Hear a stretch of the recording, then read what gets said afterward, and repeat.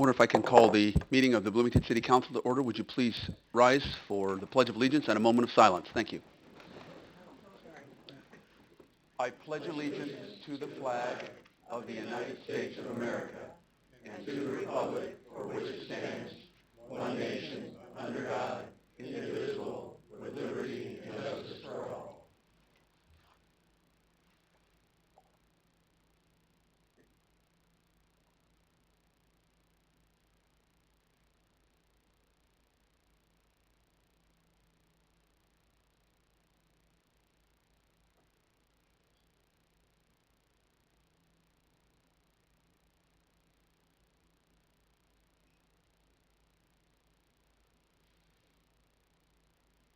Thank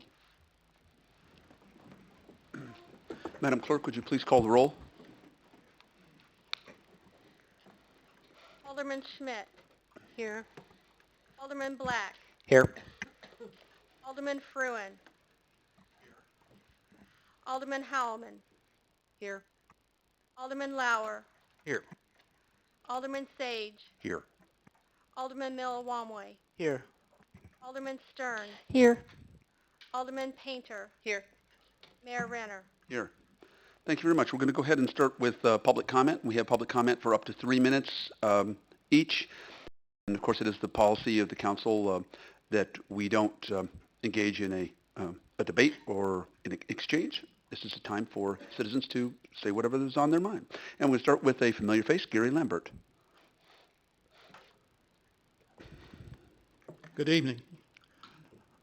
I see there's an item on the agenda tonight that proposes that we accept $750,000 courtesy of Mr. Brady. Might I remind you that that is not Mr. Brady's to give, that is our dollars.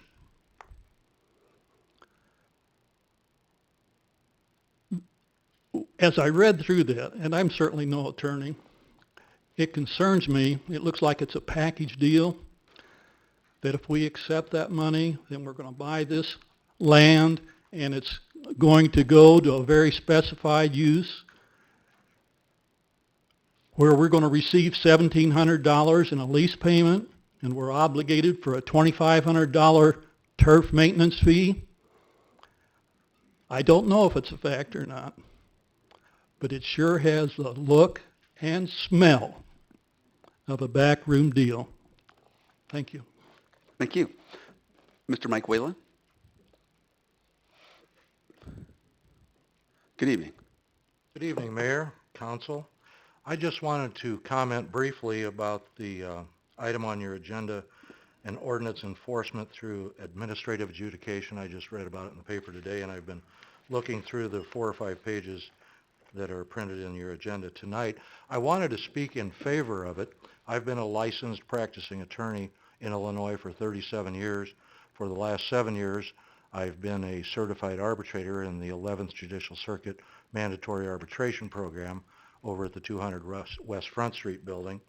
And we have learned in the 17 plus years that the 11th Circuit adopted mandatory arbitration, the first 15 years, roughly 85% of all cases that we heard, neither party appealed our finding, and therefore it unclogged the court system greatly. And I can't speak to the last 2 or 3 years because they haven't done a study on that yet. But it does work. The type of thing you're proposing can work. It will help unclog the court system. As the Pantograph article mentioned today, over here across the street at the Law and Justice Center, they've only got one judge one afternoon a week, basically hearing code enforcement type things. And just as a little background, in the 11th Circuit Mandatory Arbitration Program, of which I'm a member, if anyone sues anyone for monetary damages with a minimum of $5,000 and a maximum of $50,000, those are the criteria that have to send the case, instead of into the courthouse, over to the arbitration center. And those can be any kind of actions, whether it's a code violation, an ordinance violation, personal injury, property damage, landlord-tenant dispute, anything under the sun. If you sue somebody for damages between $5,000 and $50,000, it comes to us first. And we've got the statistics to show that it does work. And when we have our arbitration hearings, there's a panel of 3 arbitrators. We have to be either a currently licensed attorney or a retired judge. Sometimes I'll be on a panel with Ron Dozer and one other attorney. And we always introduce ourselves to the parties, and I'm bringing this up because I think it could help when you get to the point you institute this program. The parties usually don't know us, their attorneys do, but the parties don't, the citizens don't. And we always tell them that between us we've got roughly 150 years of experience, something like that. And so they take our findings very seriously, and they usually decide, okay, if you guys say this is the way it is, that's fine, we'll live with it. Thank you very much. Thank you, Mr. Whalen. Another familiar face, Alton Franklin.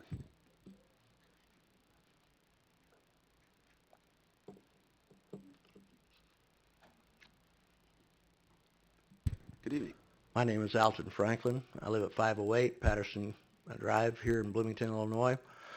I attended for a short time the City Council retreat, and I was glad to hear that the prioritization of the budget is moving ahead. How far we'll see, what the results will be is still up in the air.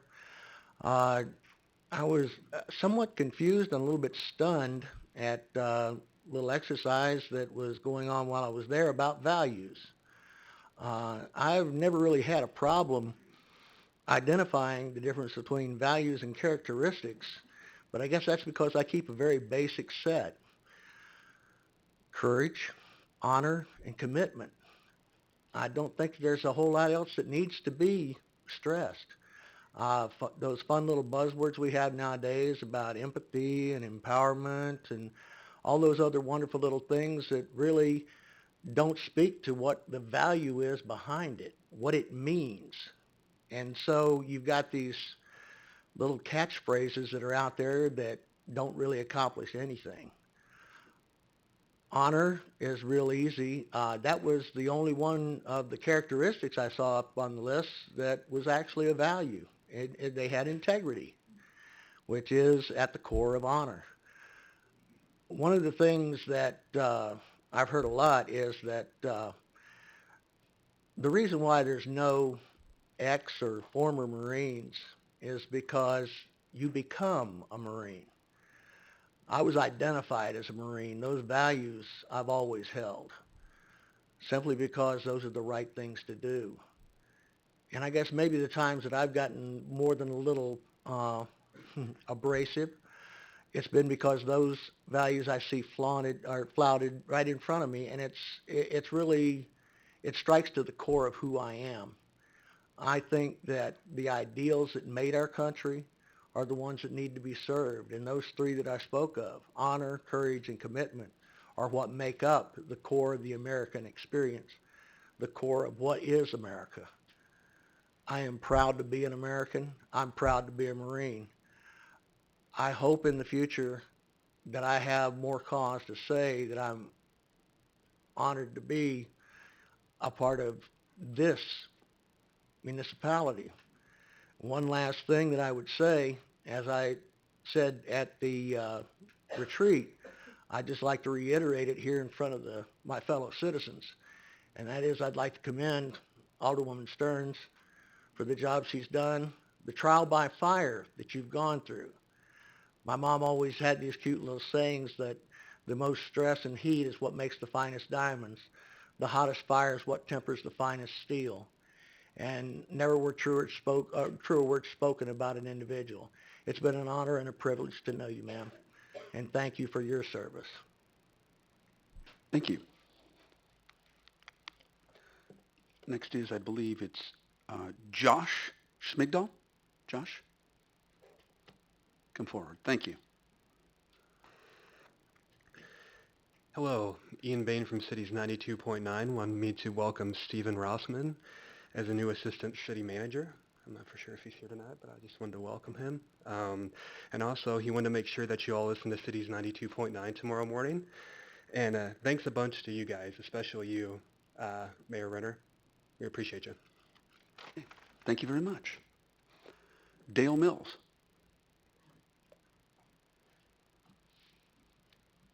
Evening, Mayor Renner and council members.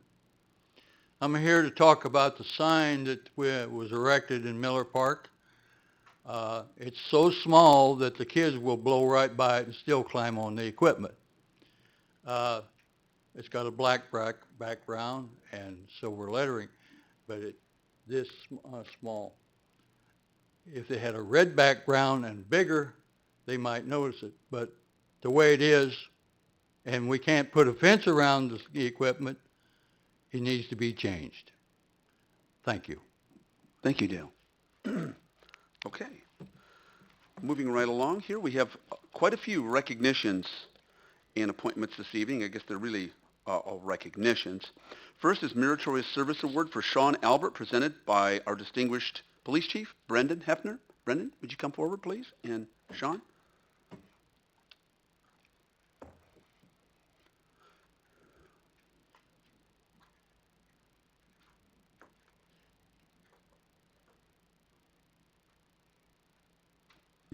Good evening, Mayor, Council, fine citizens of Bloomington, and other distinguished guests. I'm here to present the award of meritorious service to Officer Sean Albert.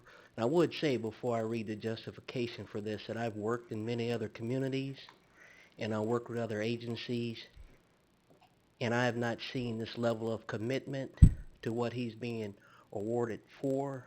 And I think he will be very proud of our department and his efforts, because they are unparalleled from what I've seen. Officer Albert, on October 14, 2013, acting on a tip that a sex offender had a young female in his apartment, you went to the address and made contact with an 18-year-old girl, Anya Silva. Upon further investigation, you discovered that Ms. Silva was reported as missing in California by her parents. You contacted Ms. Silva's parents and arranged for her to stay at the Neville House until her parents could get her home. Ms. Silva and her parents are grateful for your help removing her from a dangerous situation. Lieutenant Timothy McCoy advised that this is just one instance of your good casework with the department. You consistently enhance the positive image of the Bloomington Police Department through your work with the State's Attorney's Office, prosecuting these cases and training other officers throughout the state. Your efforts increase sex offender compliance in our city. Your position on the Illinois Department of Corrections Sex Offender Management Board and instructing a statewide course sex offender registration entitled Understanding and Enforcement to other law enforcement officers reflects favorably upon our department and shows your commitment to your profession. For your unfailing dedication to your duties and constant professionalism, you are being awarded the Meritorious Service Award. Your service is a compliment to the department and this great community. And thank you. Thank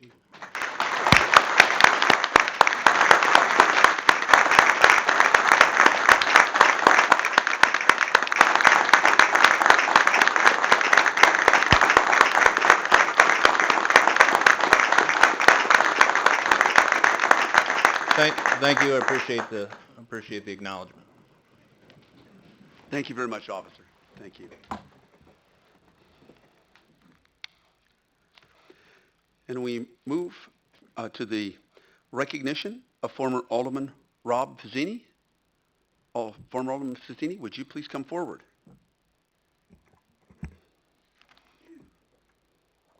I'm forward. Cool. And what we have is, this is actually really cool. Presented to Robert Fazzini in grateful appreciation for your outstanding service and leadership as Alderman for the 8th Ward of the City of Bloomington, April 2000. Uh-oh, there's definitely a typo on this. It's not just my glasses. 2001. It may have felt like 13 years, Rob, to September 2014. Do I get back pay?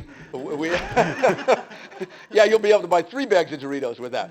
Anyway, if you'll come forward. Congratulations, Rob. And again, thank you for your service and time and commitment. Appreciate that. Oh, this is also the box. I was supposed to give you the box. I think we need a replacement. Yeah. Okay, we move right along to... Just a second. Oh, you have a speech I for need, us. I have an actual speech, but I'm only going to say... 3 that- minutes. No, I'm not going to take 3 minutes. My speech is about campaigns, governing, friendship, and sleeping. And I have comments about each of them, but I would rather have your appreciation than your attention. So I'm done.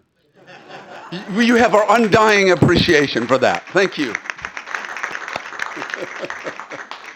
And we move next to the introduction of Austin Grammer, our new Economic Development Coordinator, and I'll turn that over to our City Manager, Mr. Hales. Yeah, thank you. And Austin, if we could have you come down.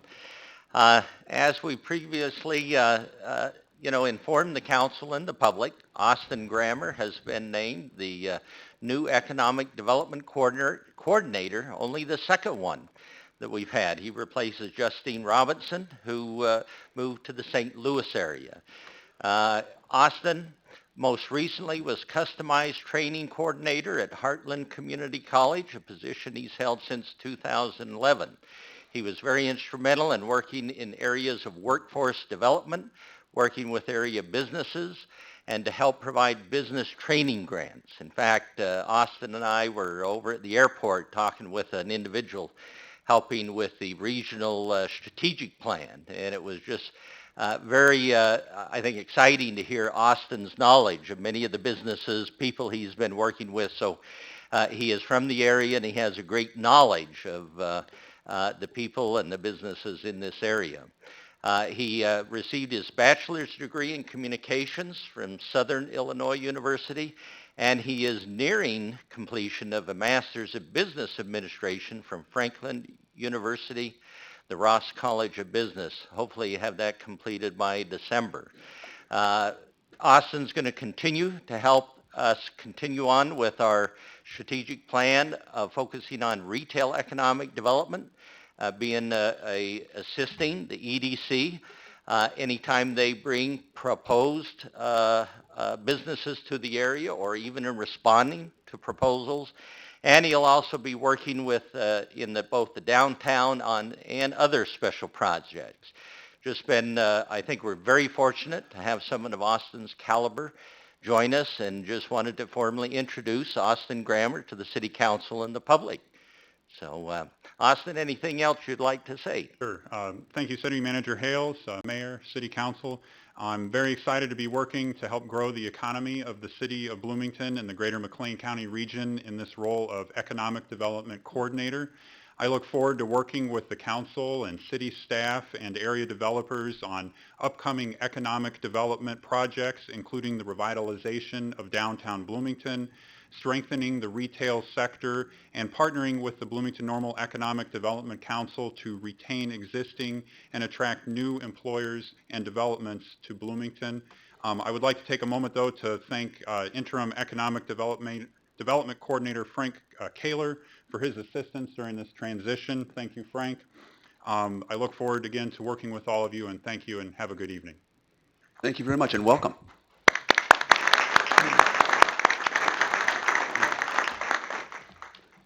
And next we have Jay Tetzlaff. Would you step forward, please? Good evening, Jay. We have an award here from the Association of Zoos and Aquariums 2014 Education Award, a significant achievement for the Miller Park Zoo Junior Zookeepers. And congratulations to you. Thank you. If you want to step forward. Great job, Jay. Thank you.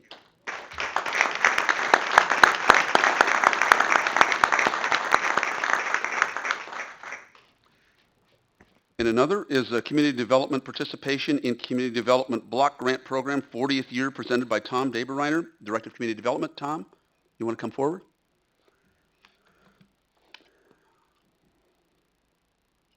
And Sharon, too. I'm sorry.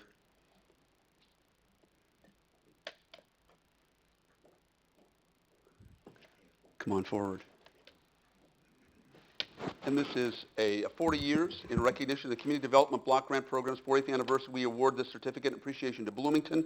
We congratulate you on participating in the CDBG program for 40 years, allocating over $34.1 million in funds and programs that help low and moderate income families and rebuild better communities.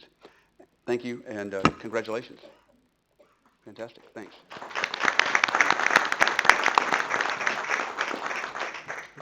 So this is really not so much an acknowledgement of the Community Development Department's involvement as much as the city's involvement for 40 years.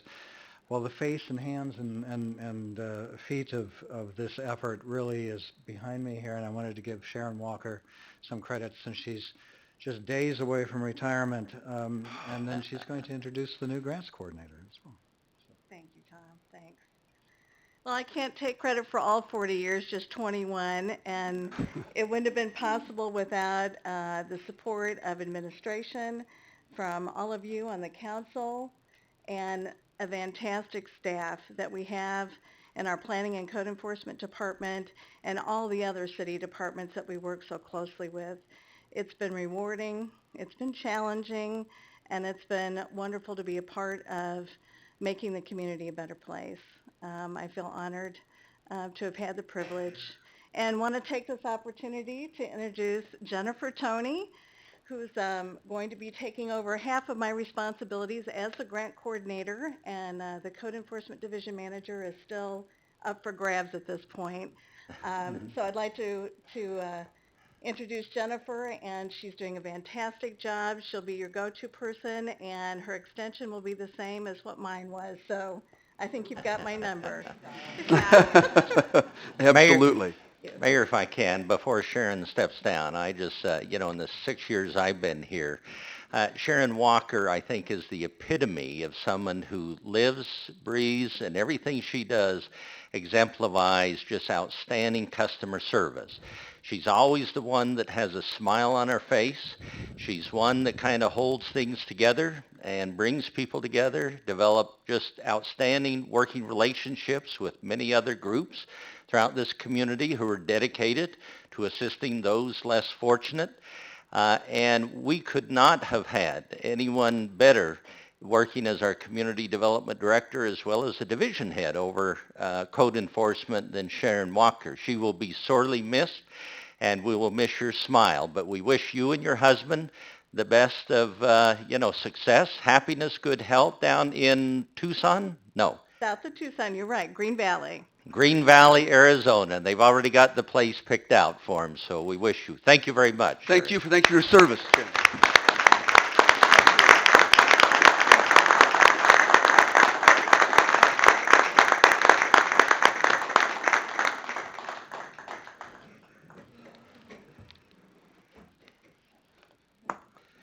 And we're not done yet.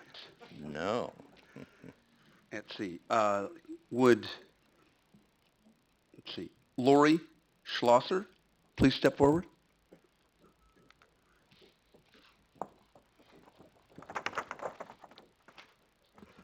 Lori, this is a proclamation declaring November 2014 to be American Diabetes Month, whereas in the United States, nearly 30 million people, including approximately 800,000 in the state of Illinois and 7,900 in Bloomington, Illinois, have diabetes, a serious disease with potentially life-threatening complications such as heart disease, stroke, blindness, kidney disease, and amputation.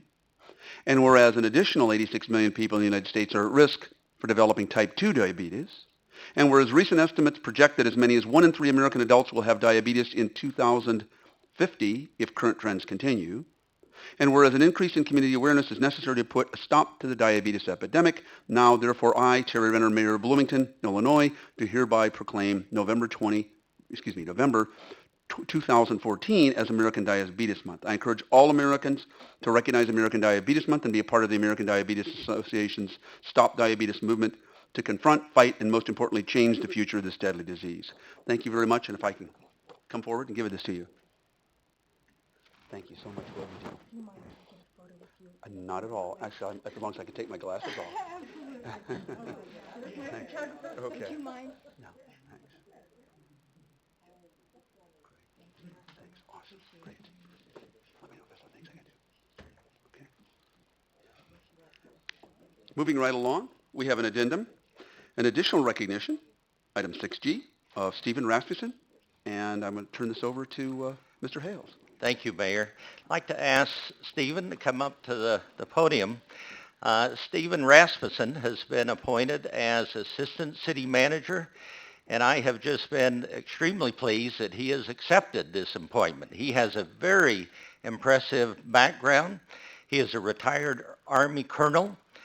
During his service, he earned the Bronze Star, received a bachelor's degree in engineering from the U.S. Air Force Academy, and has 2 masters, one in English and one in international affairs. After his military service, he has served in numerous local government management positions. One of the more significant recently was as chief city administrator for Jefferson, Missouri, from 2006 to 2011. He's also served as vice president of Interim Solutions that hires interim executives and places directors to fill positions. I think it's very significant that during Steve's years of service, he has demonstrated very strong leadership, diplomacy, and strategic planning services. And as a base commander, he has also overseen some very significant infrastructure and capital improvement projects. That's important because one of Stephen's key roles going forward is to help us as we continue to put some specifics to and timelines to our comprehensive capital improvement project that unfortunately has a listing of up to $400 million of deferred capital maintenance. He'll be overseeing and working directly with the Public Works Director, the Water Director, Community Development Director, and the Parks and Recreation Director, as well as handling other duties. We just feel very honored to have Stephen come and assist us and present to you Stephen Rasmussen, the incoming Assistant City Manager. Welcome, Stephen. Anything you want to say? Well, thank you very much for the most kind words, and I have had the great opportunity to meet all of you and work with you a little bit this last weekend, and I can't tell you how excited I am about being here and looking forward to assisting the city manager and all of you in these many important projects, and I can't wait to get started. Thank you so much. Thank you. As I recall, we assigned lots of things to you over the weekend. Thank you.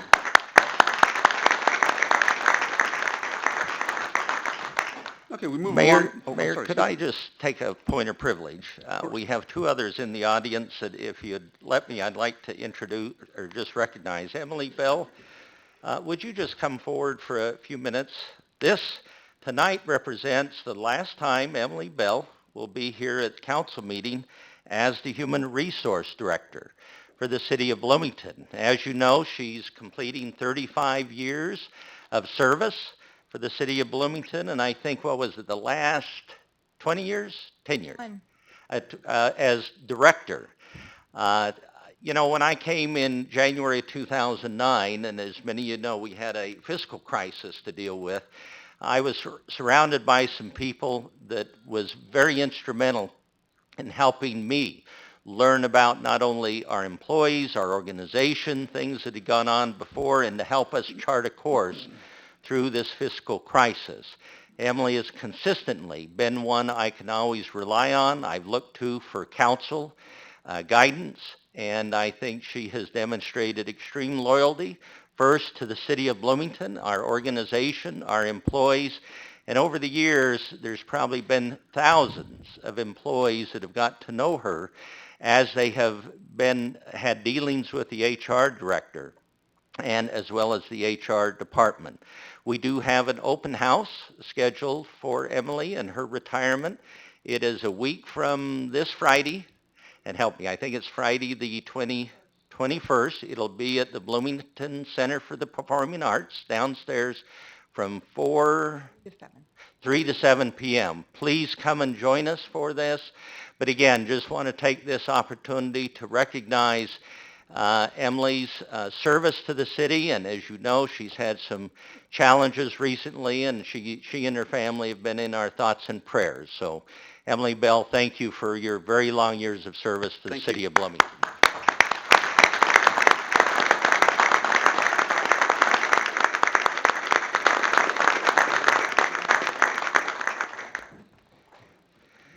We'll get her to say a few words on that Friday, the 21st. Okay. So. And be Mayor, aware. if I... Yeah, go ahead. What other...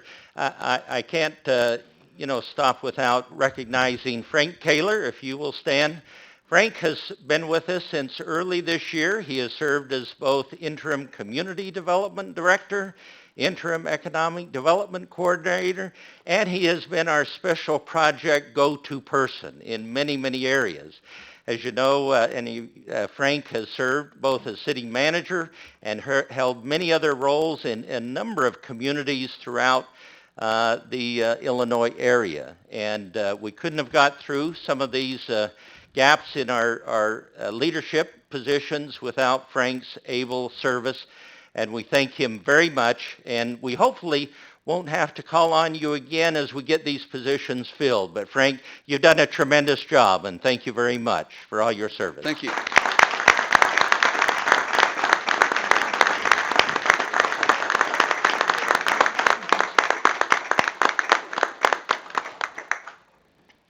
Now I'm done, Mayor. Okay.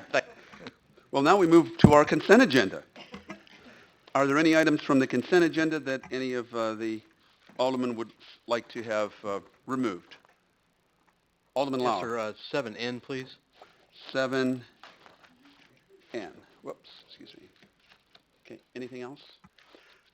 All right, is there a motion to approve the consent agenda as presented with the exception of item 7N? So moved. Moved by Alderwoman Painter. Is there a second? Second. Second by Alderman Black. Any further discussion? Mayor, I would like to add my regular statement that with regard to the consent and regular agenda, I have not received any monies or financial benefits from any of the organizations or individuals referenced in these agenda items. Thank you. Okay. Would everyone vote then? Again, I would be to vote to approve the consent agenda as presented with the exception of item 7N. Okay. The motion carries 8-1. There's one nay to announce. Madam Clerk. Oh, I'm sorry, that's my mistake. Oh, I really didn't think I pushed nay. oh, okay. Maybe we clear it and vote again. Why don't we clear it and vote again? Okay. No, that's fine. Let me put that away. Not yet. I've still got a couple people who haven't voted. Okay, now we do.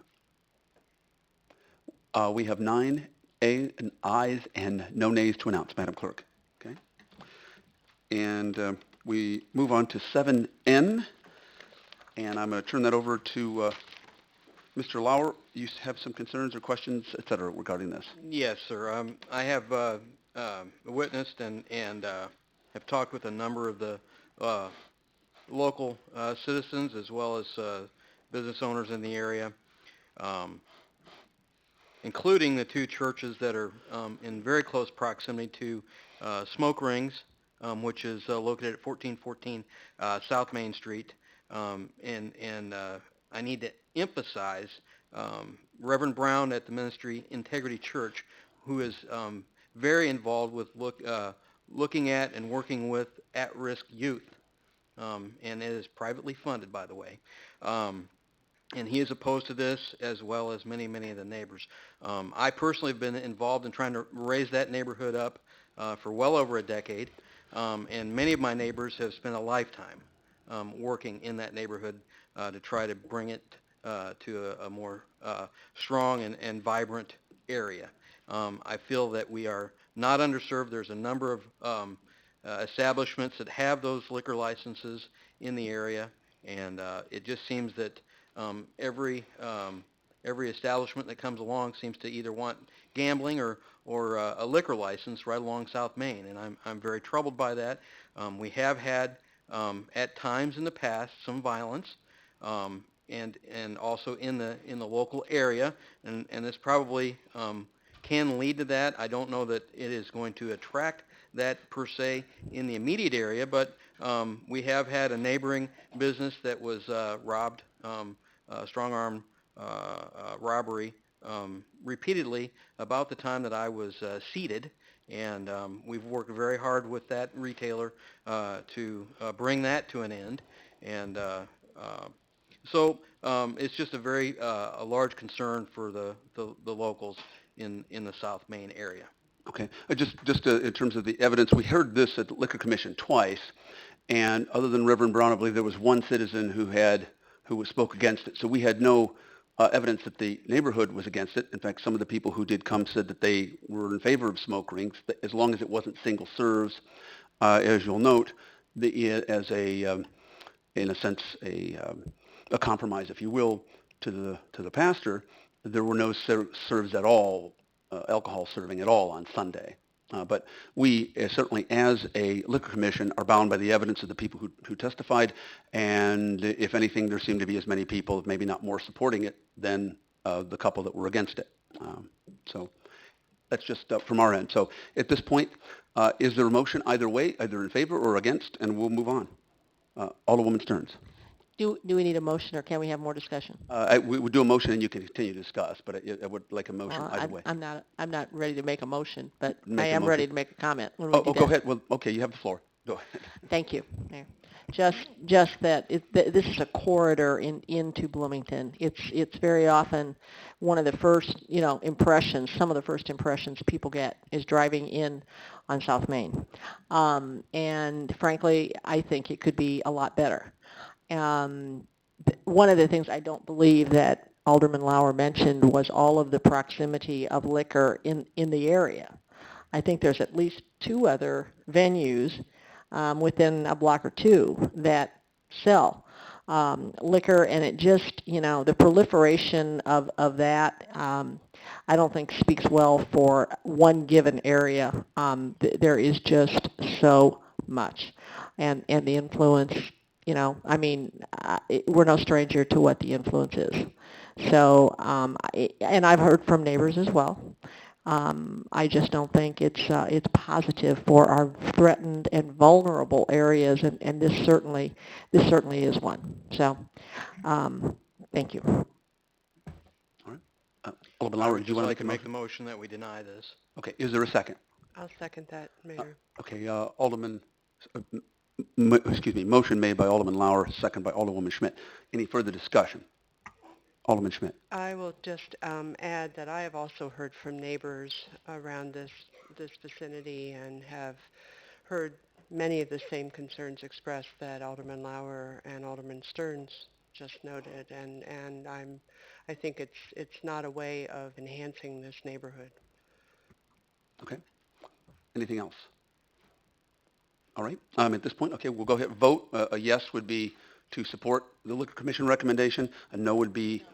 Excuse me, I'm sorry.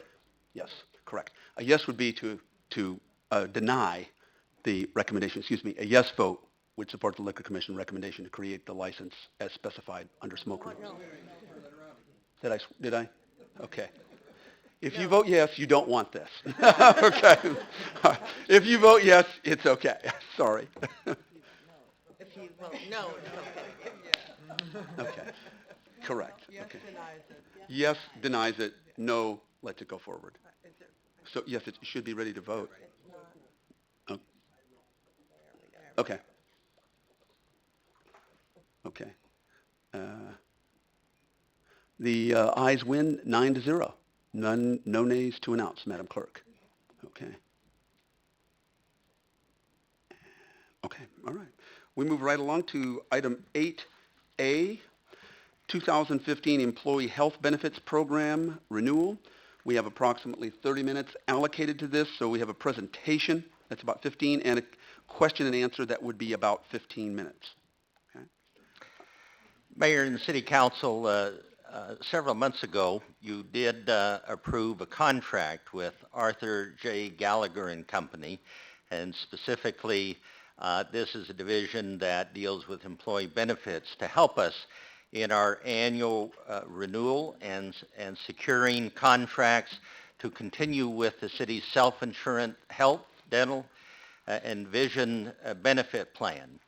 Since that time, we've had the opportunity to have a number of members of this company meet with city staff, and I just want to share with you how much I have been impressed with what they are bringing to the table.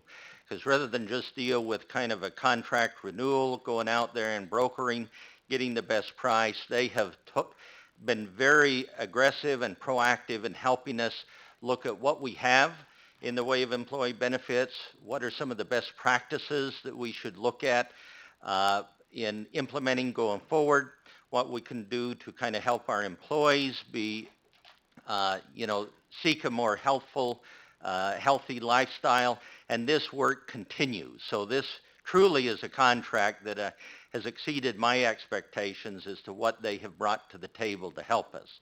Tonight we have Erin Duffy. She is an Area Vice President of Arthur J. Gallagher and Company. She's going to come up and present where we stand on our health and dental and other benefit renewal, and also share with you some perspective of how this compares with health insurance renewal both on a national, state, and a regional basis to help put this in context.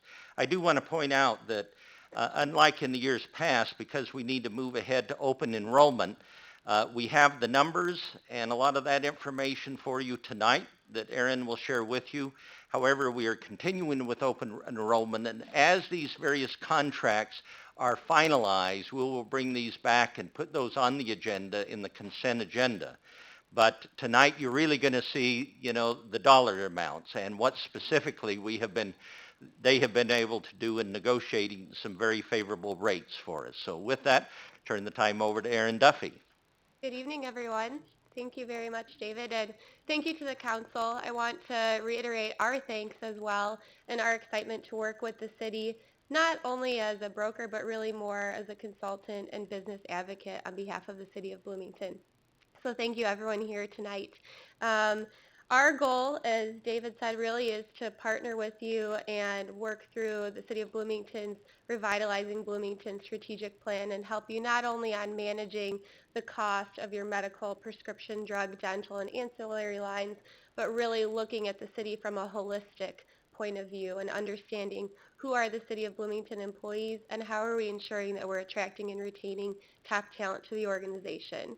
So the information that you have provided this evening will walk through a little bit of the City of Bloomington's 2015 renewal history, and then I'm happy to share with you some of the more national norms that we're seeing in the marketplace.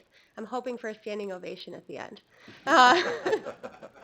So if we start here by looking at the 2015 renewal summary that you should have in your packets, I think some of the most interesting areas to highlight are the PPO renewal that you received, which was a 3.9% increase. And that was for the PPO coverage with Blue Cross Blue Shield and your self-funded medical. What we're seeing across our block of business is that a 7.5 is actually the average. So the City of Bloomington is performing better than average on your PPO coverage.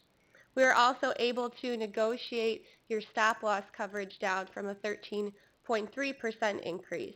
So I think that's absolutely relevant, and I'll come back to why that is so relevant.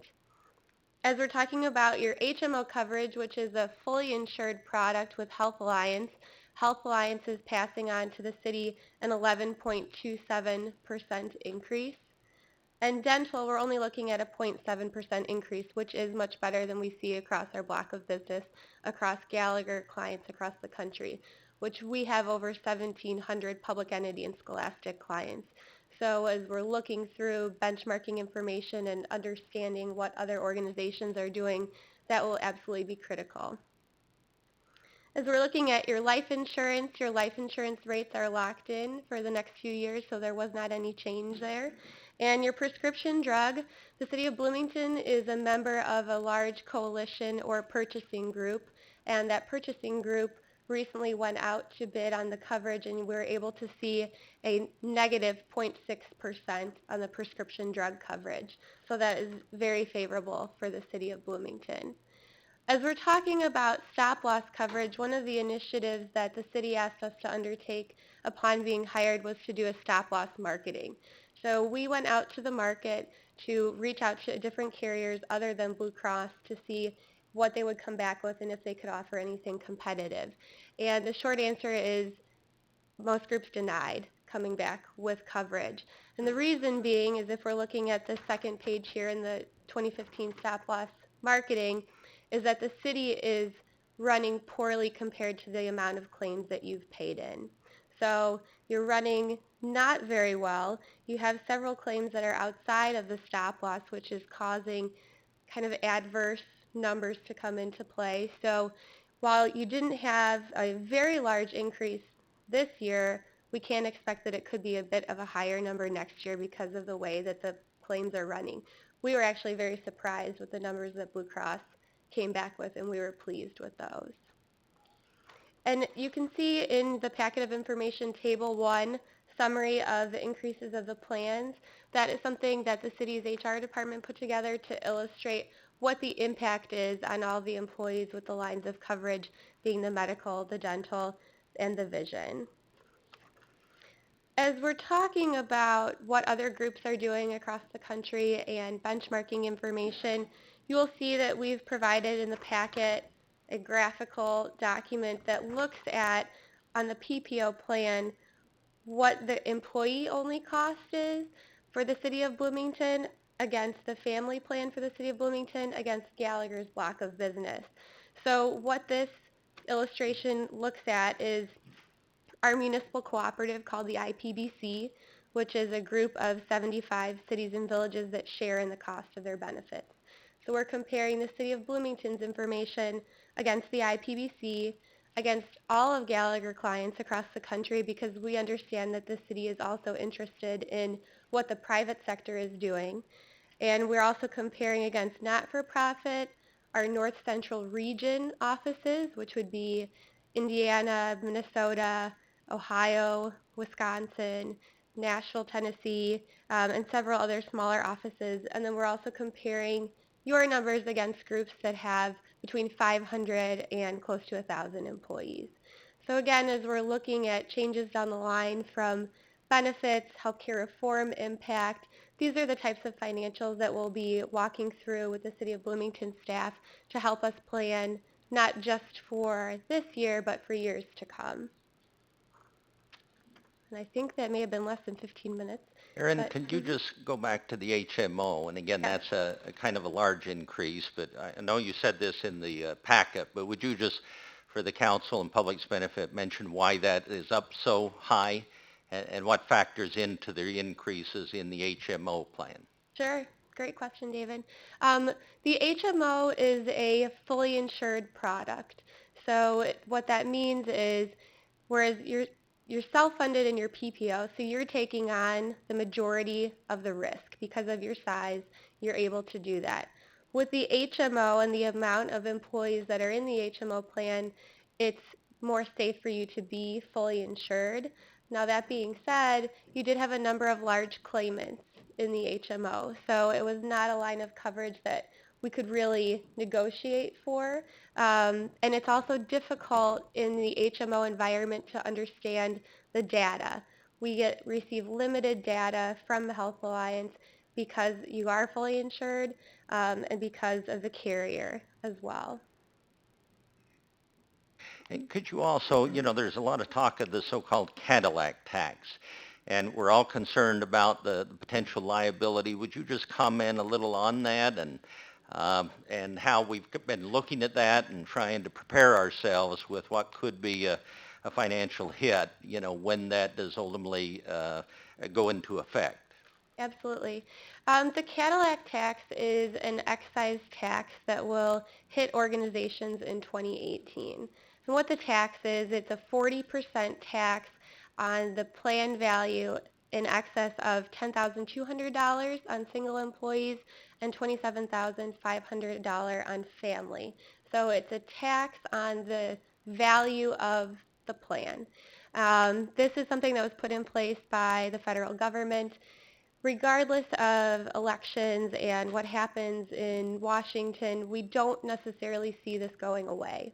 So what we're doing with the City of Bloomington is planning towards what that could look like in 2018 and trying to mitigate that tax. What we've done for the city is we've put together several illustrations of when you would anticipate that tax becoming a liability, whether it's 2018 or even before then. And the critical piece of the Cadillac tax is to start planning now. So we've started to work with the city on building committees because we feel that the education around this is what's most important, and that we understand that if we don't do anything, the money will be leaving the city when it could be used in more advantageous ways. And one last question, just going forward, just mention a couple of the initiatives we're looking at, specifically getting up a employee committee Mhm. to going forward to have both employees together with management, looking at this data and coming together, collaborate. How can we try to keep our health costs, as stable, or at least keep the increase as low as possible? Would you mention that or anything else we've been talking about going forward? Yes.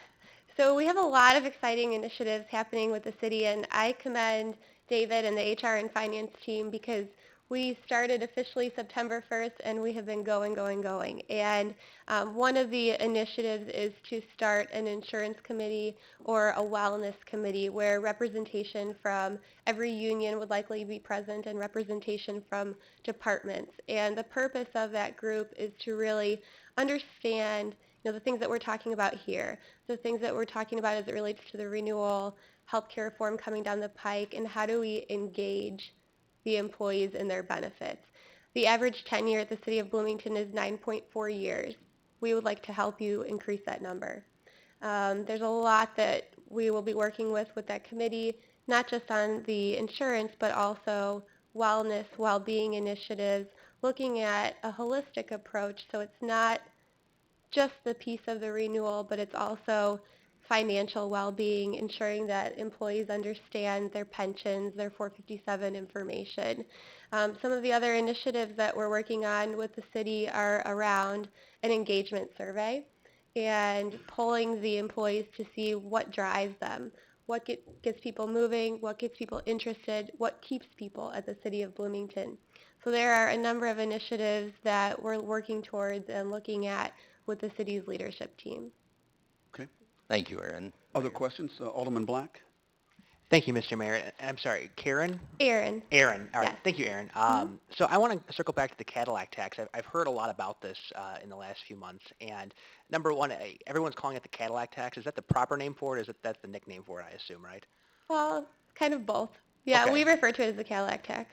So I guess my question would be, I'm not understanding when that actually kicks in. Is that still kind of up for debate right now, or is it kind of, for an organization like ours, is that something that we need to be somewhat concerned about, very concerned about? I'm just not seeing the line of sight. Yes, you should be concerned. Okay. It will be taking effect in January 1st of 2018. Okay. Why it is particularly critical for our public entity and scholastic clients is because you have unions, and those union negotiations and bargaining agreements oftentimes may only open up one time between now and 2018. So it's critical that we're having conversations with the unions and with the stakeholders in the organization to understand the tax. What we've done is our underwriters and financial team back in our office are very conservative, and there hasn't been a lot of information that has come out from the government since this was proposed. So what we're doing is conservatively trending your numbers forward at 9.3% because that is our average renewal across all of Gallagher's clients. So when we're looking at it from a liability perspective for the city, we're going to be conservative because the last thing we want to do is underfund what that could look like. If I could also add, the one union that we have most concern with is the two collective bargaining agreements in our police union. In years back, they won the right through negotiations to be able to have almost total control over designing their health insurance plan. Now the city is, still pay, or the employees still pay 25%, but whether or not that's a very rich plan, which could exceed these thresholds, is under their control, not under the control of the city. All other unions, are kind of part of the city's health insurance plan. So that's the one that we're, most concerned about because, again, the unions control just all that they put in their plan. So that's one where we've especially been trying to do some modeling and projections on. Thank you. You're welcome. Alderman Wamble, you okay? Alderman Fruin. Thank you. Start out with a thank you, an encouragement, and a question. Thank you for the look at the potential stop loss for prescription drugs. I think we all know that prescription drugs can be a huge cost on those catastrophic illnesses. So I appreciate Gallagher looking at that.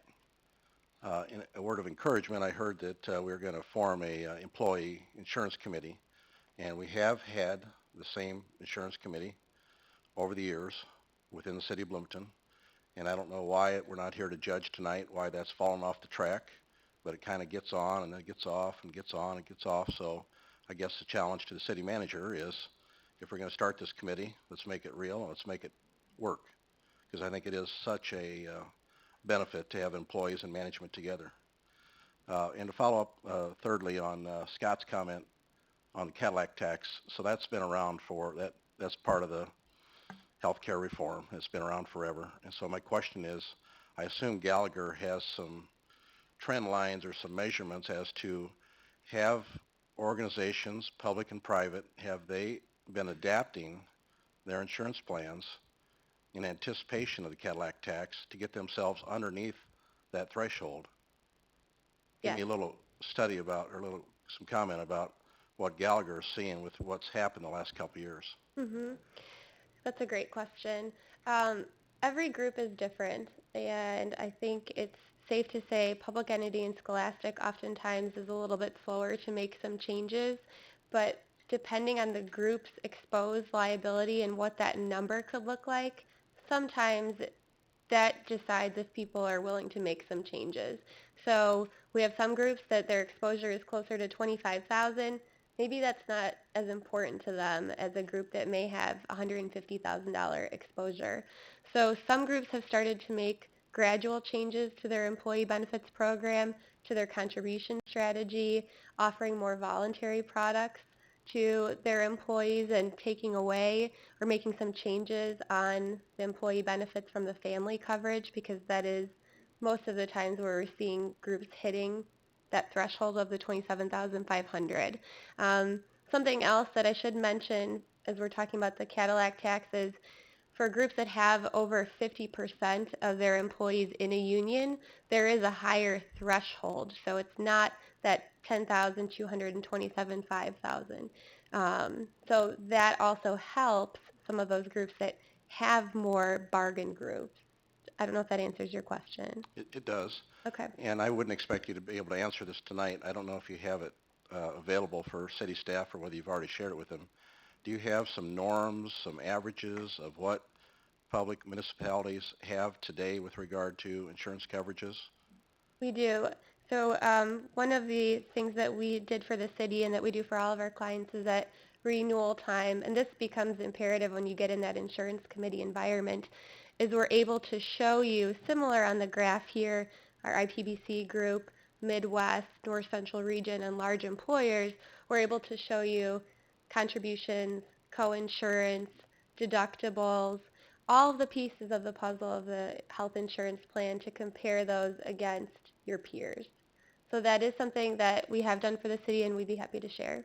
Great. Thank you so much. I think it's going to be very helpful to all of us. We do a lot of comparisons to other Central Illinois committees or communities, and so this is one more piece of it. Thank you. Thank you. Any other questions? Okay. Seeing none, thank you very much. Thank you very Appreciate much. your help. Have a great night. Okay, thanks. Thank you.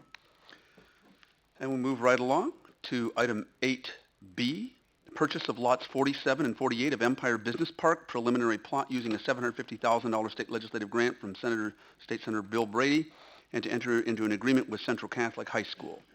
Can I go ahead and see if there is a motion before we have our discussion, since that's the way we're supposed to operate. Is there, Alderman Fruin, are you ready to make a motion? I would make a motion to support the city staff recommendation and the work that the staff has done over the last 2 years. Okay, so that's a motion to approve. Is there a second? I'll second it.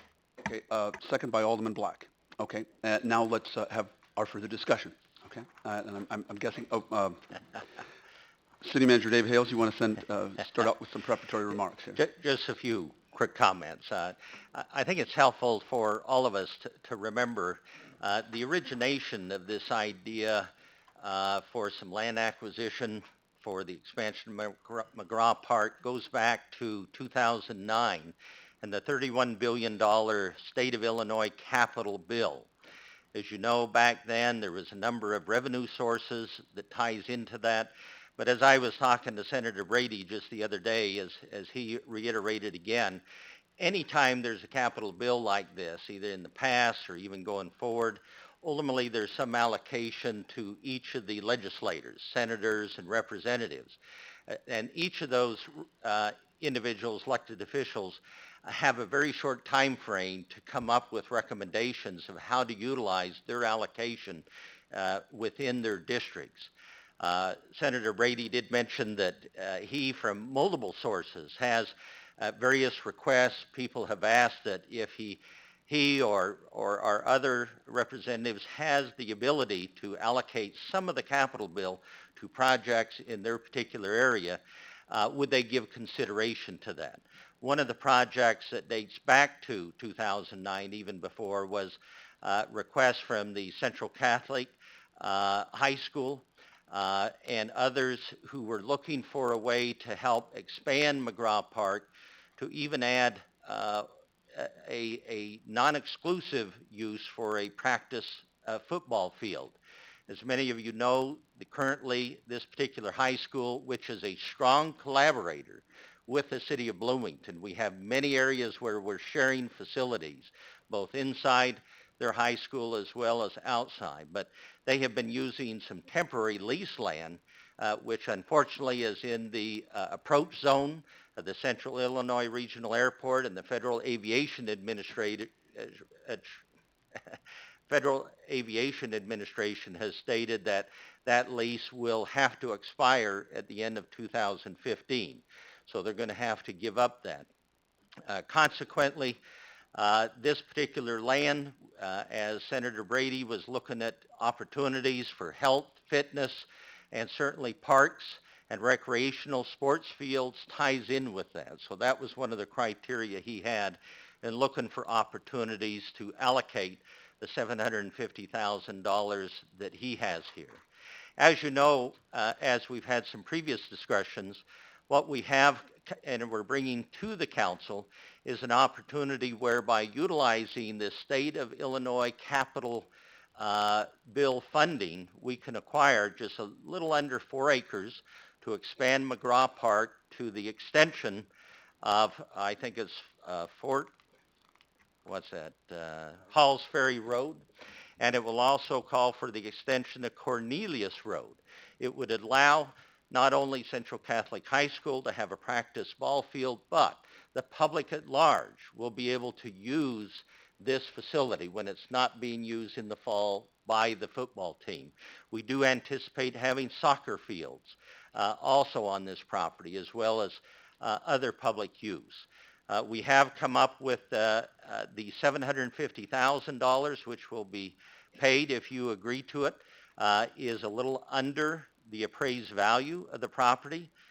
And we have a proposed agreement with Central Catholic High School, which will provide for them to pay $1,700 per year for use of the fields, football fields, during football season. Furthermore, the high school will have to spend at minimum $20,000 to improve and develop the property. We're buying essentially an improved commercial lot. So it's going to be, and it's, it has been farmed in the past.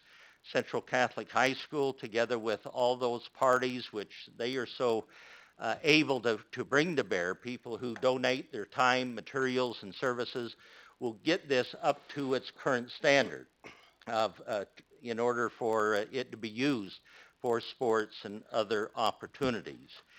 We do feel that this is a way to not use city funds, but to use state of Illinois capital grant funds for an opportunity to enlarge and to expand our particular parks and recreational facilities here in the city of Bloomington.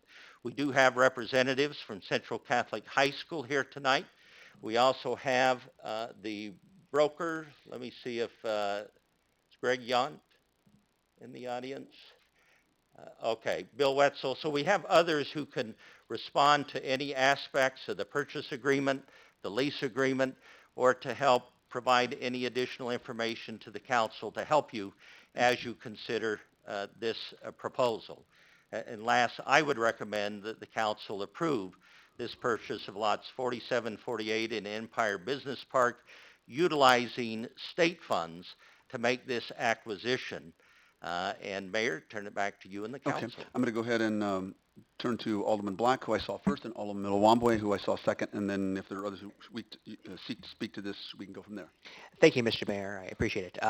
So this is one of those situations where I think we've been kind of working on it for a while on the council here, and it was made in the moment once we posted the agenda and put it on in the packet. We got some phone calls. I received a number of phone calls about this topic today from people in my ward who were concerned about a number of things, and that ran the gamut from the cost to the deviation from the Parks Master Plan to why are we helping one institution over another.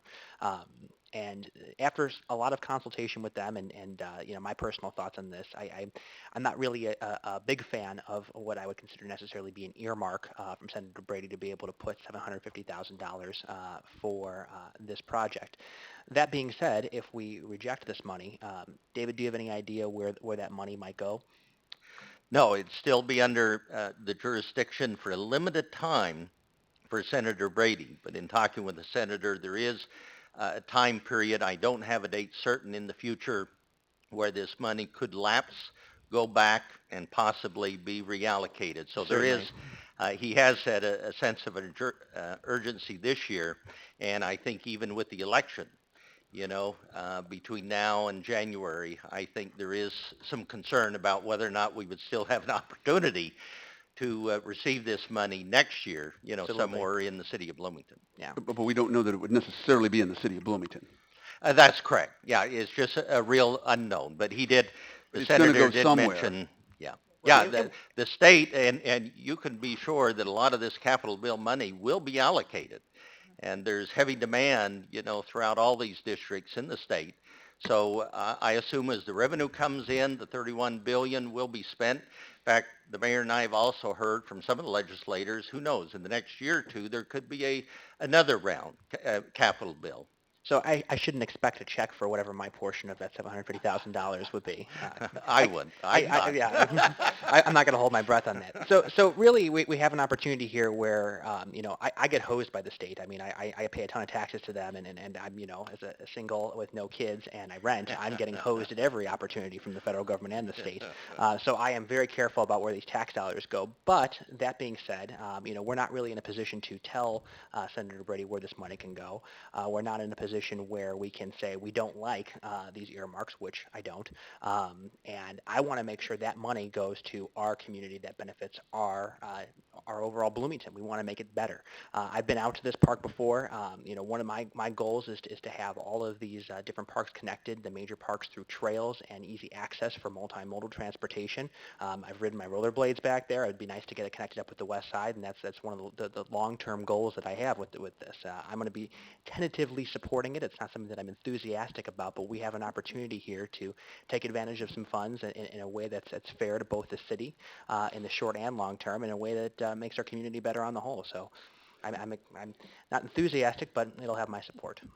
Okay, we've got a lot of lights lit up here. Alderman Milwambwe, you were second, and then Howman, Stearns, and Sage. Well, thank you. This is a pretty difficult issue. And I've gone back and forth with that quite a bit.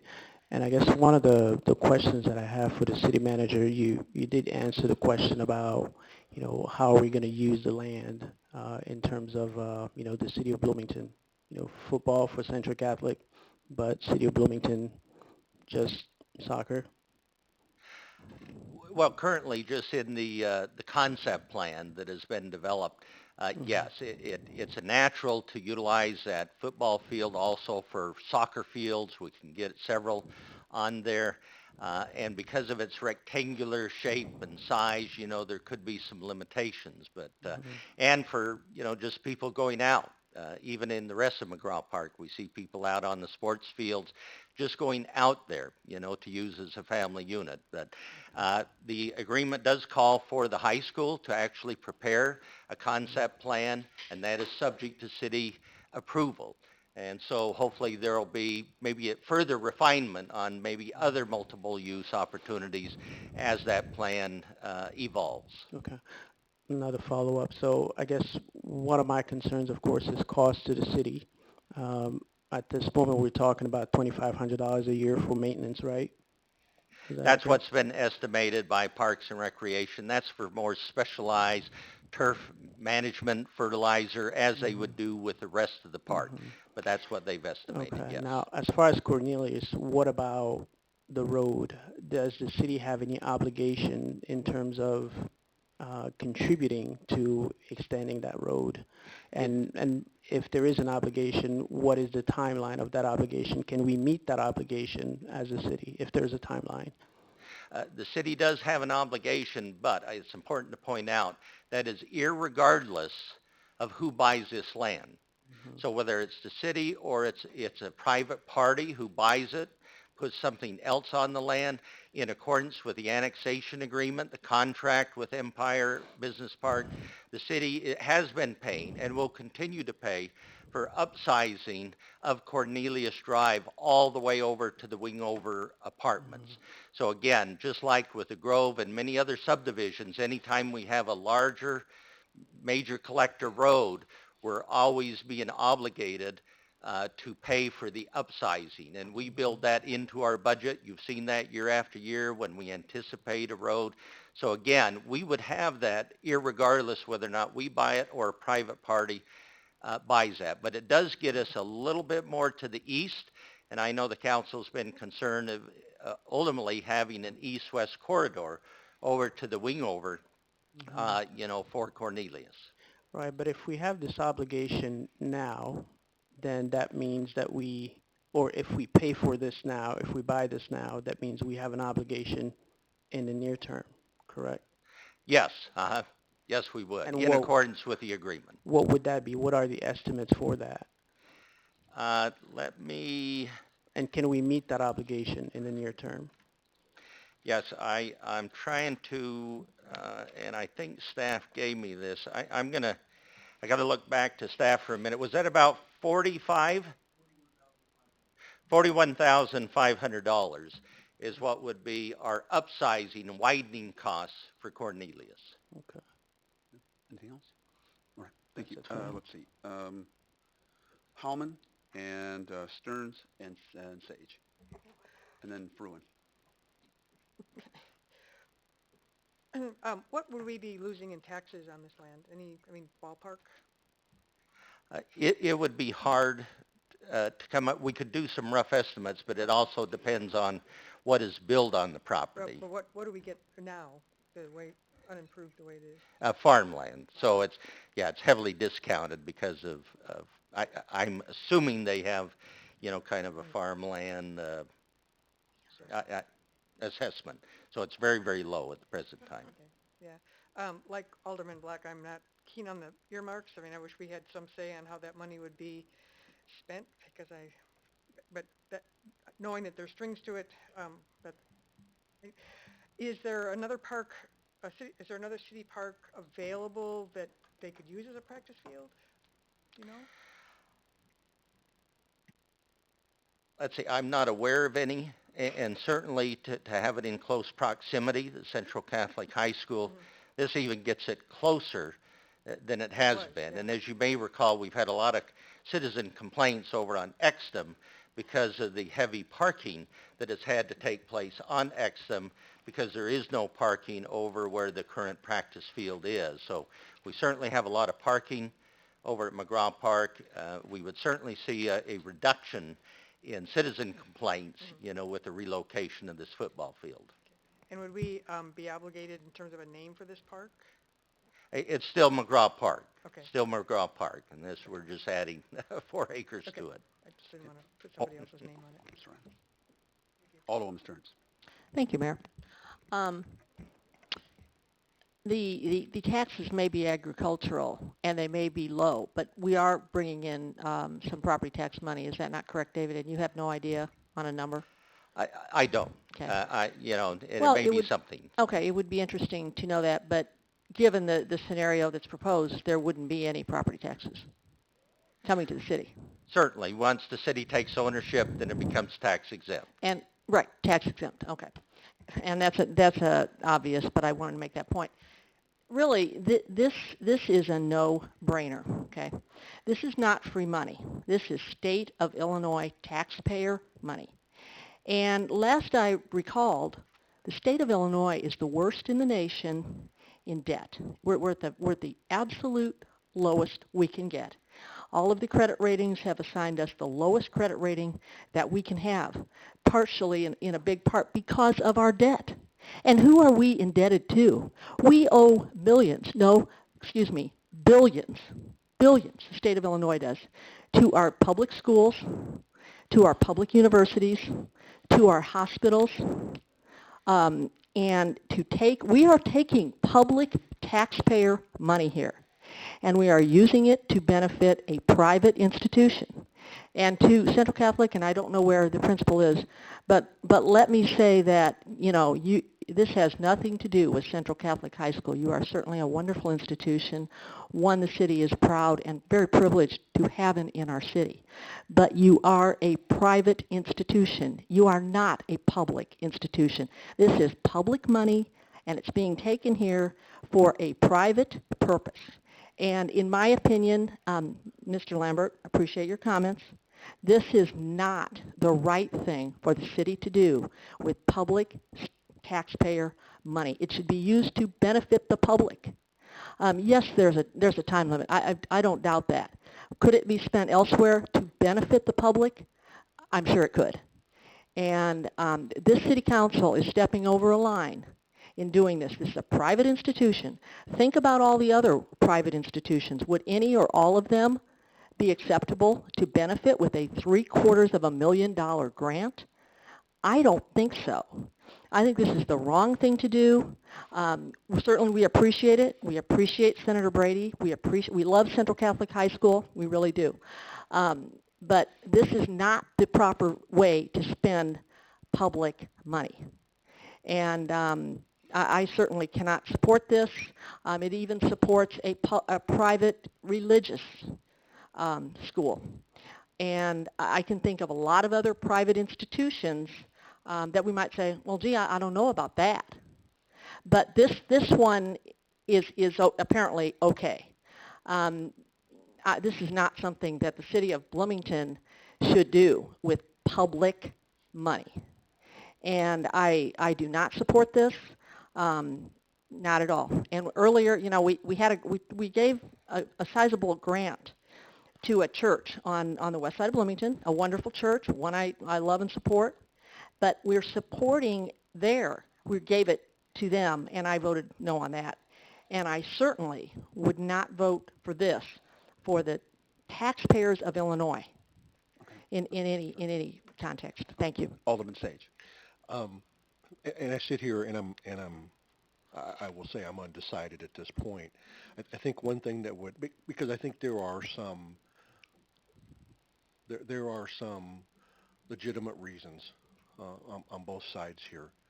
I guess my struggle is that I'm not sure how I answer folks who ask me about this in terms of saying we do have a parks master plan, and we know that given our budget constraints, we won't have much, if any, additional funding for a lot of additional park spending going forward. But we have a lot of needs, park and recreational needs across the entire city. And so I guess I would appreciate hearing some conversation from some colleagues about maybe how we go about, or how they might go about answering that question where why shouldn't the entire city, parks across the entire city benefit from this grant as opposed to one? I guess, like I said, I would appreciate hearing some conversation about that if anybody has some comments about that. Speaking of which, Alderman Fruin, you were the maker of the motion. Thank you, Mayor. Try to keep the voice going here. Couple of things to start out with. Thanks for the representatives of Central Catholic. They're in the front row. We have Principal Sean Foster and Athletic Director Doug Atkins. So they're here in support of this.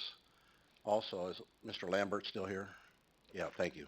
I'm going to make a couple comments here, and I don't take them as personal, please.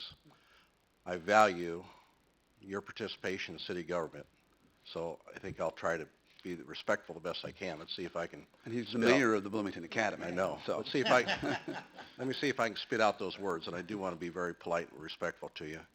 And also, I guess before I forget, I think I saw a comment.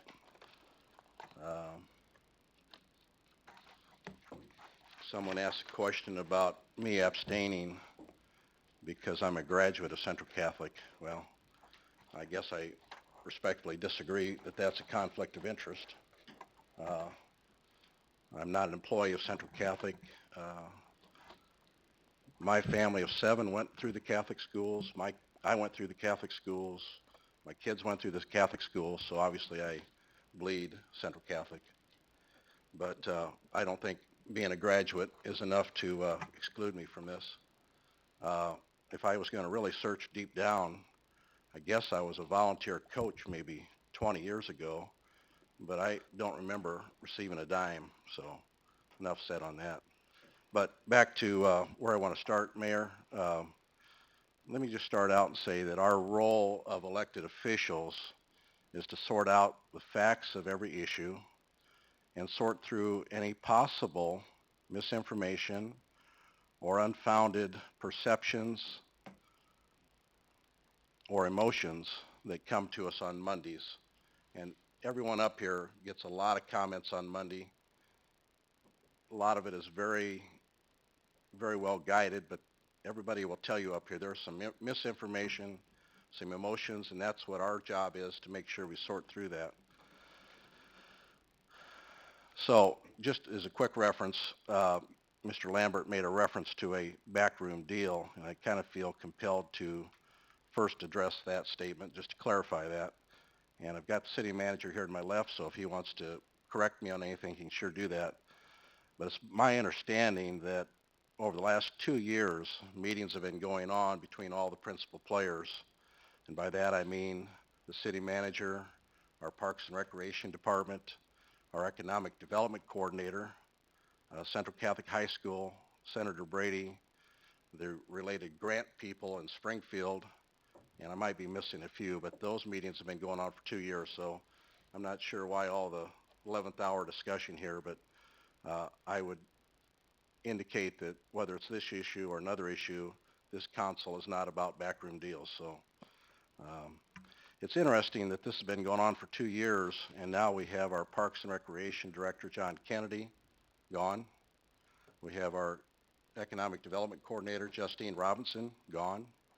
We have a very well-regarded principal of 20 years, Joy Allen, gone. And we have new council members. So we've changed a lot of players here over the last 2 years. So I think we need to keep that in mind. I'll try not to duplicate some of the statements that have already been made, and I appreciate those that have been made. But I would say that if we would pull out a ledger and look at the value received by the city of Bloomington, the 4 acres, and balance that with the land clearing and the prep work that's going to be done, as well as the annual payments that are going to be made to the city of Bloomington, and what the minimal cost is to us of $2,500, I think it's a, quote, no-brainer. We had this discussion very briefly in one of our council sessions a few months ago, but you think about it, we're getting money from an organization to use a City of Bloomington facility. And if you think back, we've got a lot of organizations using our property, a lot of sports teams using our property. I'm not aware that we're getting money, so I think we've got some new ground here for receiving this money. I hope that we're ready for that discussion in future months if we're wanting other organizations to contribute as well. It's a discussion for another day. the other thing that's not included in this report that we have addressed before is Central Catholic has indicated to us how much of the field they would be using. They've outlined the times, the days, the months, and we've talked about this before, that is a very, very, very minimal amount of time as compared to what is available for other programming needs for other City of Bloomington uses. So somehow this has got a little label on it of Central Catholic, and I think the label is Parks and Recreation, the demands put on John Kennedy and the Parks and Recreation Department, where people are wanting more land, whether it's cricket, soccer, what have you. I'll throw this out, we all know it, but Central Catholic has given a key of their facility to this city. I don't know of any other organization, institution, school that's given a key to the city and said, our building is your building. I have to ask you to wrap up. We're way over time, and you've now gone on for about 6 minutes, and I usually try to keep people to 3 or 4. Thank you. Sure. We have agreed to many other public-private partnerships, and our decisions tonight will show if we remain consistent with prior council actions with other private educational institutions where we've had land discussions, maybe a vacation of an alley, donation of a street, etc. It's not only an educational institution, but we've partnered with other private entities. Very quickly, Mayor, aside from these direct issues, the city's going to benefit from the developers extending the roads described in the materials and by Mr. Hales, which is going to help the continued development of that Empire Business Park. You've got Pinnacle, you've got Advocates, you've got McDonald's, you've got a new bank out there. That place is exploding. We talk about economic development. Let's get on board. And finally, I'll close with the fact that we've had many discussions here with our Indian population and the stress they have on Exton Drive. Parking, lack of parkland, etc. And we've heard from the Indian population, very heavy population out there. So this is one more opportunity where we can get a little closer to that Indian population and bring them into McGrath Park with the extension of Cornelius. Thank you. I've got a lot of passion here, and I hope the council will support a lot of good things and show our cooperation that has been extended by Central Catholic for the last 10 years. Thank you. I do have a couple aldermen who have not spoken. I'm going to ask you to be very brief and please, add something new to the discussion at this point. And I've got a couple of people who want to speak at a second tier, but I think we're going to have to close this out unless you want to overrule me. But I'm going to go ahead and start with Alderman Flower. I hate to overrule you, sir, but this is a very, very poignant and important discussion we're having. Okay. Okay. Well, I'm just asking people to say new things that we haven't heard. Most everything everyone said here is very poignant, and I'm very, very torn here. I have been all along since this first came up. I understand Judy's dilemma, and I am prone to support that very hard line.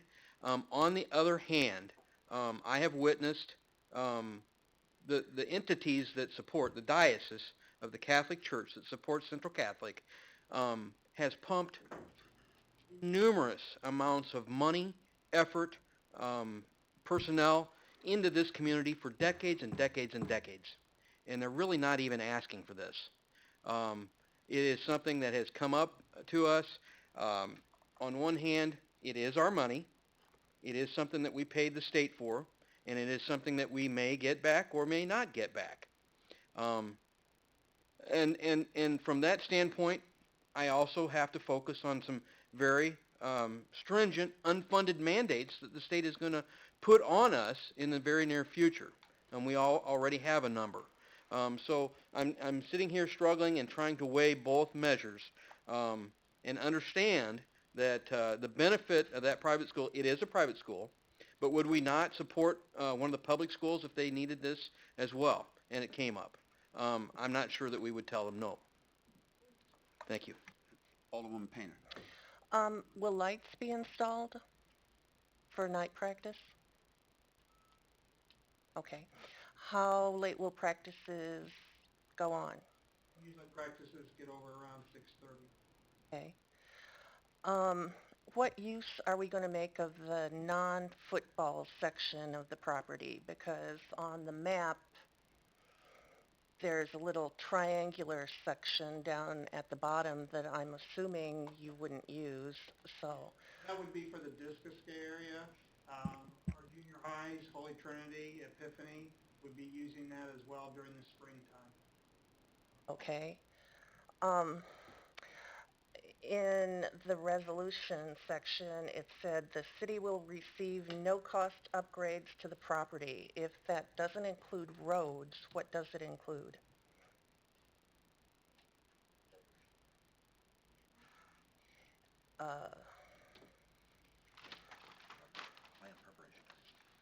Resolution authorizing the purchase of.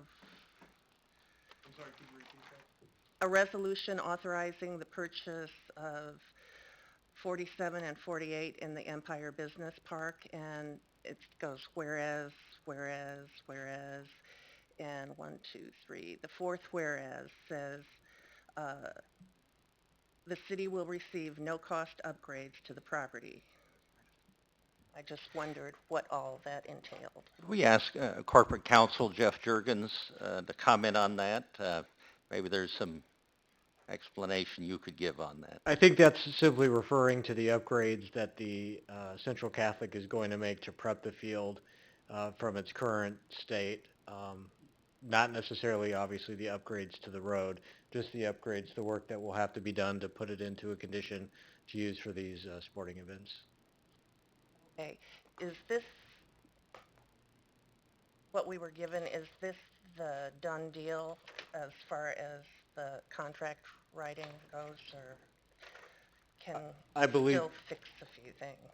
I believe so. I haven't been directly involved in this transaction, but I think the parties, both Central Catholic, the landowner, and other city staff have been involved in this, and I think this is the agreement that they presented to council. Okay, because I have a problem with the indemnification language. It seems backwards to me. The way that it states that Central Catholic and their volunteers will be held harmless for any actions or failure to act by Central Catholic. I think they mean by the city. And then at the bottom, it says that the city's, I don't know, it seemed totally backwards to me. Can you clarify that for Alderwoman Painter and the rest of us? Yeah, I think what's been provided in the indemnification is kind of mirror language so that we're indemnifying them for their actions and they're indemnifying us for our actions. Basically, both are saying that they're going to promise to pay for the cost of any possible damage by the other. It's a mirror provision, and I'm not sure what the history of the negotiation on this specific indemnification language was. Certainly, if there was a concern with this, I'm sure we could go back and correct or address that language. Okay. I'm going to go to Alderwoman Schmidt because we haven't heard from you yet. And, Thank you. I will be very brief. As many of you have said, this is, you can see both sides of this issue. And I just want to call out the number of people who reached out to me about this today who are very, very concerned. Had the question been, will the city of Bloomington accept a $750,000 grant in some way that we might use it for the betterment of in a conversation that allowed us to look at other properties or other programs or other services, it might have been a different conversation. But having it go specifically to where it's going is not settling well with people. And I've been really surprised with the vehemence of the conversations that I've had with people today. It's very troubling to me, and I'm not even sure I know right now how I'm going to vote, but I did want to call out the number of people that reached out to me, and from the sounds of it, they reached out to the other folks on the council too. And it's been rare that I've had calls like this. Okay. All right, great. I'm going to go ahead then to a second round with some of our Alderwomen. Alderwoman Howman, and then Black and Stearns. Thank you, Mayor. I too am conflicted here. If we, Alderman Stearns, if we could say no to the money and it would be used to pay down the state debt, that would be, for me, that would be a no-brainer. We don't get that option. It's either we get the money or we don't get the money. And if we don't accept this grant, it'll go to somebody else. It'll go to another entity in Senator Brady's area. And so I'm leaning towards accepting it for that reason. Okay. Alderman Black? I wanted to circle back to Alderman Sage's question earlier about how you would respond to a constituent, and I had a very similar conversation today. And in O'Neill Park, White Oak Park, in my ward, you have lots of different organizations that come through and play sports on those fields. Some of them are public schools, some of them are organizations outside of that.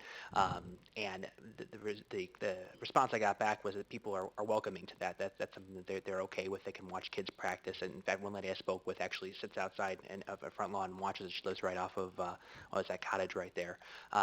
And to me, this is presenting an opportunity for that to happen in another location. You know, I like I said, I'm like 51% in support of this. I think that it's not just so close because there's so many better ways this money could be spent. But I think you're not alone. Right. You know, I'd love to see it do something else, but my response would be that there are many organizations that are taking advantage of our park system that in a way that they're able to have many running the gamut from youth all the way up to young adults. I have friends that play out there too, and it's only going to be for a specific time, so somebody in the public could just show up and have a pickup game of football or cricket or discus if they want. I don't know how I'm going to be. Not cricket yet. We're going to get there. Well, I'd like to see cricket, but we're setting ourselves up for some options down the road. And I think having one organization that reserves the time isn't atypical for some other practices we have at other parks. Okay, Alderwoman Stearns. Just to clarify, if this were a public school, I would support it. There's plenty of public institutions. It clearly is not going to the state of Illinois' debt. Got that. Could it go somewhere else? Absolutely. We don't know. But to say that, it would go somewhere else, there's no reason why it should go somewhere else. And if I'm not mistaken, and correct me, I've spoken with a lot of people about this, I don't believe that the high school is actually technically even in Senator Brady's legislative senatorial district. I may be wrong, but I think that's accurate. I have been told that as well. So it's not even in his area. All fine and good. It's a private institution, folks. This is public taxpayer money, and that's all it is for me. Thank you. Okay. Alderman Fruin, I'll give you a last redirect here, and then we'll vote.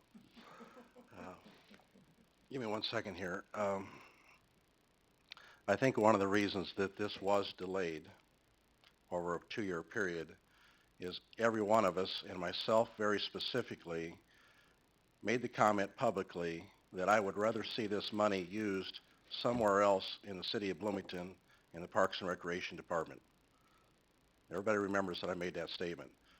I believe we went back to Senator Brady and asked him, are there some other possible places that you can place this money that we feel are better sources within the city of Bloomington?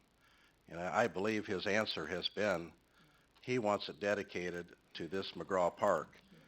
And it's either money we're going to take and add 4 acres to the park, or it's gone. It's history. It's to somebody else. That's what it comes down to. Town of Normal, their uptown development, how has that happened? That's happened through grant money, through state money, through federal money. Okay. All right. At this point, a vote in favor would be a vote in favor of accepting the $750,000 grant for the expansion of McGrath Park. Go ahead and vote. Again, aye. Nay would be against.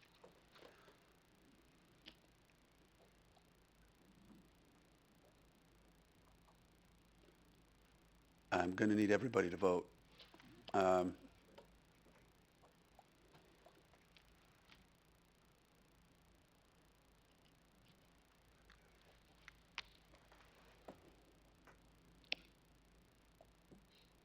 Sorry.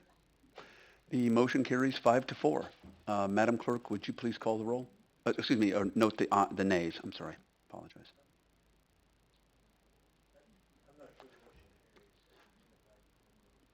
It doesn't care what, ayes are 5, nays are 4.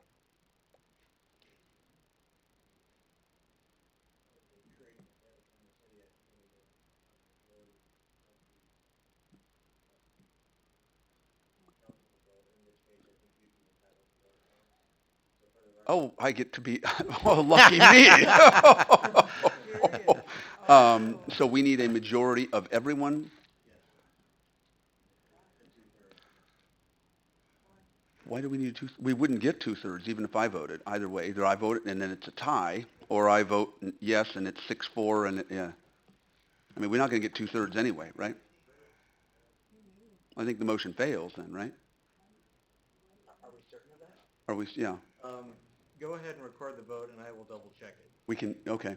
So the recording,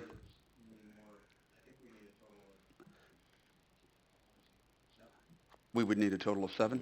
Well, we don't have that. For certain. Let me go ahead and record Okay, the vote. so the voting is, the vote on the motion was 5 ayes, 4 nays, and Madam Clerk, would you announce the 4 nays, please? Alderman Schmidt, Alderman Lauer, Alderman Miller-Wamway, Alderman Stearns. Okay. And so I think at this point we'll move on to our next item. We know what the results were. It's a legal question apparently as to whether or not that actually carries.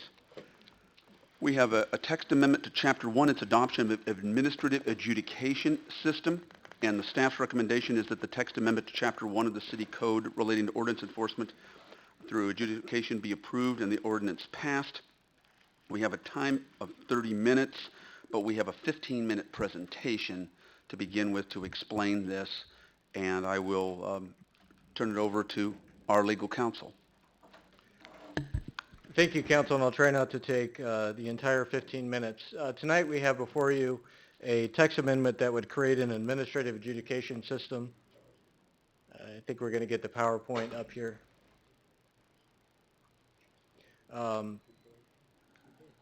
For the city. Here we go. And I just wanted to run through some of the background information on what exactly administrative adjudication is, what it will mean for the city, what's involved in it, perhaps answer some questions. This is the first time we've kind of publicly rolled this out. It's not something that has to be approved, voted on tonight.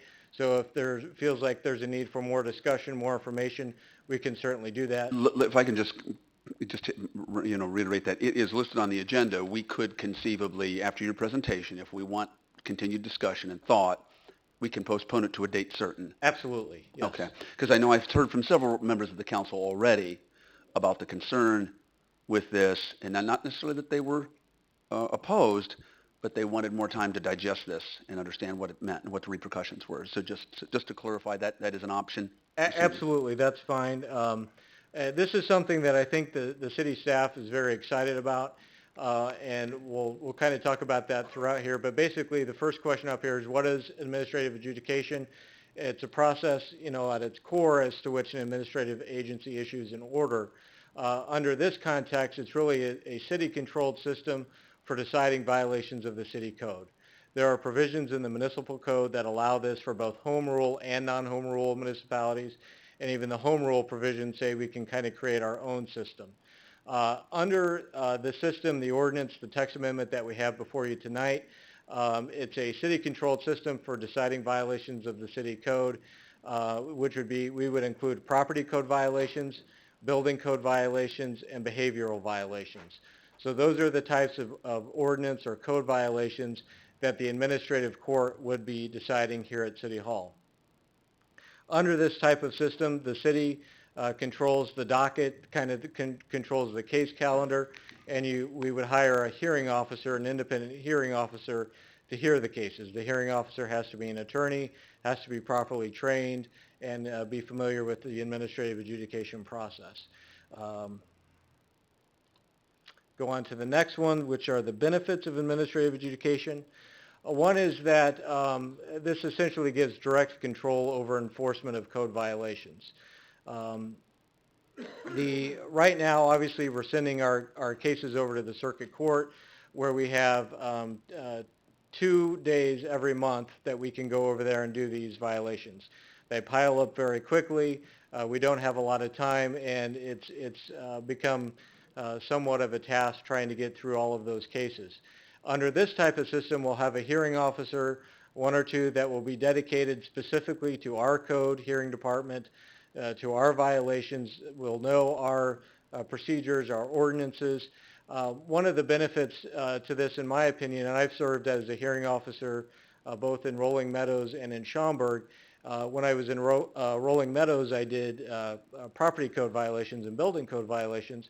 As serving as the hearing officer, you hear, if one guy's in front of me, one hearing for a violation, I remember him, 2 weeks later when he's back in front of me.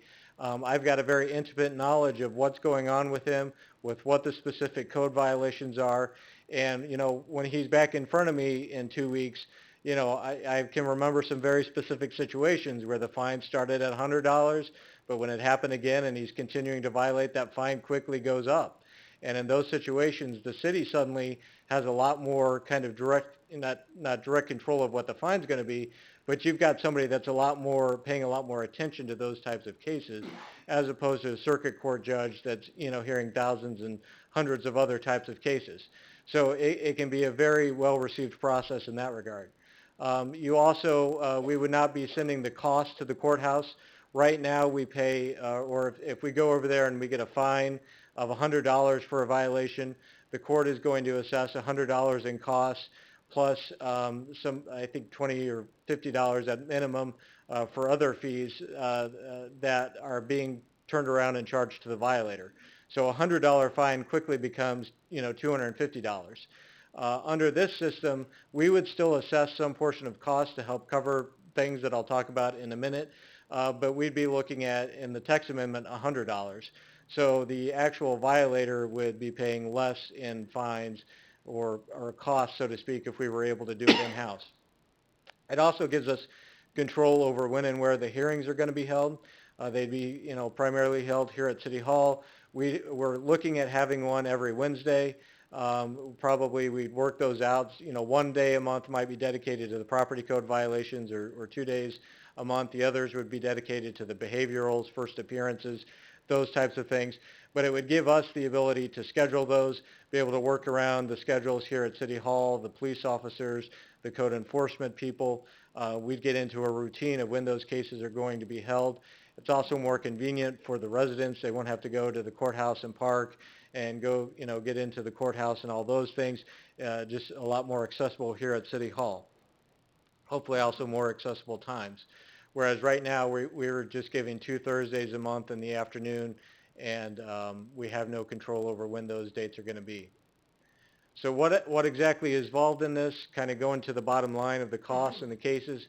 One, we'll have to hire a hearing officer, and those are typically paid at an hourly rate. We typically do have good luck negotiating decent rates for those types of positions. We'll have to utilize the council chambers. We also have to record the proceedings of the hearing. This creates a record of the hearing because these are subject to appeal.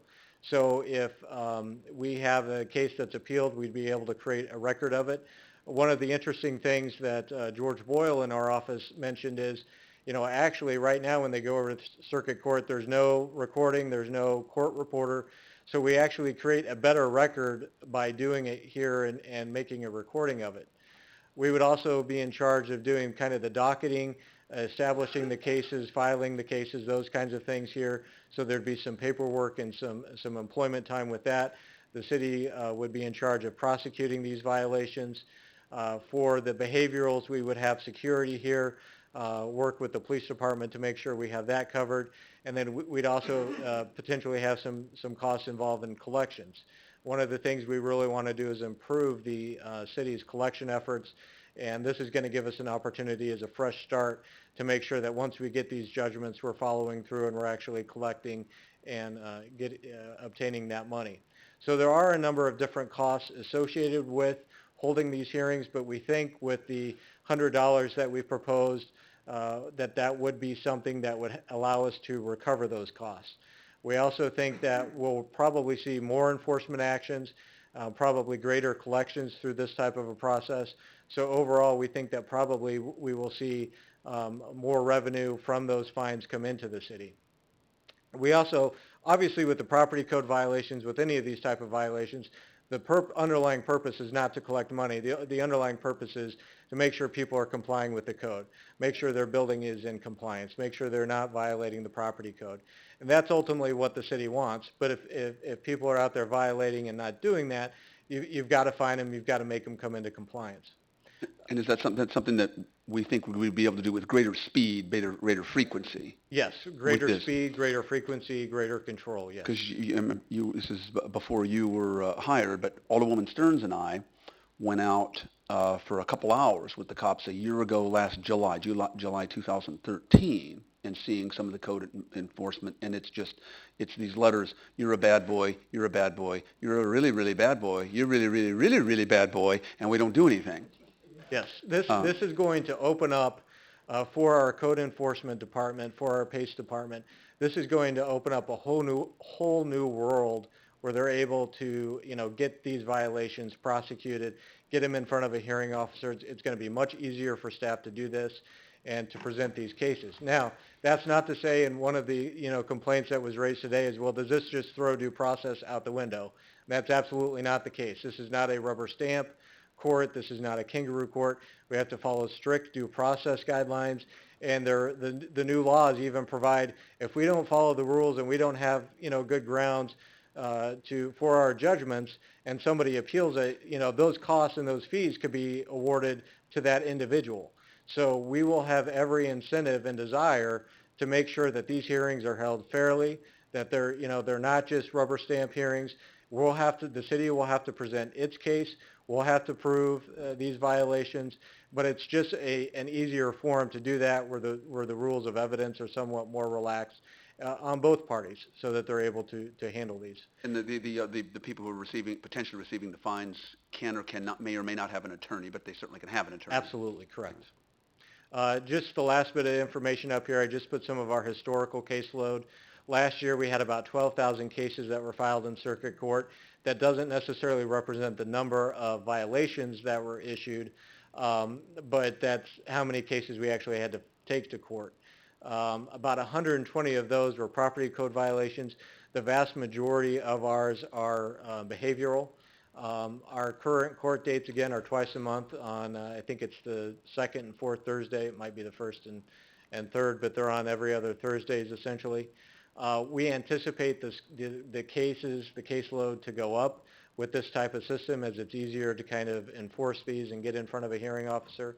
Again, we're proposing having them every Wednesday, and would estimate maybe 15 to 25 cases per day. Mayor, if I could, just a few other comments. It's surprising to me as we go to some of these conferences, talk to other city managers, and as well as other city attorneys, that how frequently, and you see administrative adjudication courts that are in municipalities, especially cities our size and larger. And the other thing I want to point out is that Normal, just this past year, I think the current year, took similar action to create a court up in their jurisdiction for some of their cases. But I think the main issue is that we get continual complaints of how slow sometimes the judicial process winds its way through the court, especially on property code cases. And unfortunately, we've heard time and time again of how too many of these cases get postponed. That doesn't necessarily have to be the case and still mete out justice in this administrative court. And as Mr. Juergens indicated, we expect to see in these hearing officers people that get to know not only our code, get to know the repeat offenders that continue to be, a serious problem, not only for us, but the citizens in many of these neighborhoods that are just crying out for, when's this going to end? When is the courts going to really take and get tough on some of these repeat offenders? And Mayor, I would say that if we could have the same action you're taking on the Liquor Commission in these administrative courts, boy, I imagine who knows what we could achieve in getting further compliance for some of those. I'm not a really big fan of that last one where we had to have due process for 3.5 hours. But and the last thing, I just want to thank Jeff Jurgens. I think ever since I've been here for 4 or 5 years, I've heard the legal staff talk about. They want to bring forward, administrative adjudication, things like that. I said, bring it on, when you're ready. But it hasn't taken Jeff and his, the other staff members to bring this to the council's attention, and I appreciate his efforts. So I would strongly support the council adopting this ordinance. There will certainly be some things we learn as we get to implement it, but even as we're seeing in normal, they're taking, small steps, as they move ahead in this process. So I think it would be a great thing for not only our employees but also for our citizens to have the benefits of an administrative court in the city of Bloomington. Thank you. And just again to clarify to the council that there's no reason, given that this is in effect the first time that we're really going through this. I know there was, again, several members of the council who weren't necessarily opposed to it, but they felt like they wanted a little more time maybe to just to get their hands around what's really happening here. So certainly one of our options would be to postpone this to a time certain, even if it's 2 weeks from tonight, for a final vote. Ed, 2 weeks from tonight, Angela Fyans will be here in my place because I'll be gone. But she started and helped create the administrative adjudication system in the city of Springfield. And she's been instrumental with other staff in helping develop this ordinance and kind of the plans for the city of Springfield. So she would certainly be one that would be able to answer other questions and give her thoughts on this. But as the city manager said, many other municipalities have found this to be a very successful program. The city of Springfield certainly has found much success with it, as has other communities that have tried this and attempted this. So I'm going to go ahead and start from my left to my right, and start with Alderman Fruin. And again, your questions, comments. Thank you, Mayor, and I think your comments lead to my motion, and that is not knowing where this discussion is going to go, but I guess my first motion is that the amendment be approved and the ordinance passed. And if that fails, if we're not ready to make a decision tonight, then I would make a second motion after the first motion is acted on, that we delay it for 2 weeks.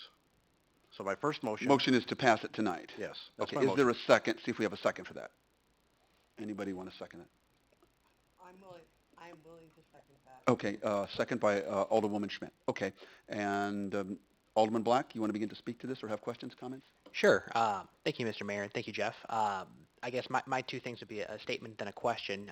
My statement would be that since I've been elected alderman, I've gotten a lot of feedback about code enforcement and the fact that people really want to see this addressed in a timely manner, and I think that this system sets up a framework for that to happen. So I can safely say that Ward 7 would be supportive of the idea. But I want to get one thing clear. So the city is hiring a person to be the presiding officer of this. How do we deal with conflict of interest? Because if we're paying this person, how is it that they're going to not rule just for the city?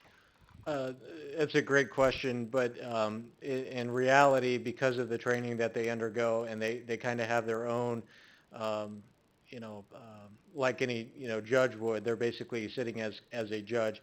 They have to be impartial, and they have to render fair decisions. It's part of kind of the code of conduct and their ethics. Is there a third-party certification that goes along with getting a position like this? I don't know that there's a third-party certification per se. The statute is pretty vague. It requires certain training.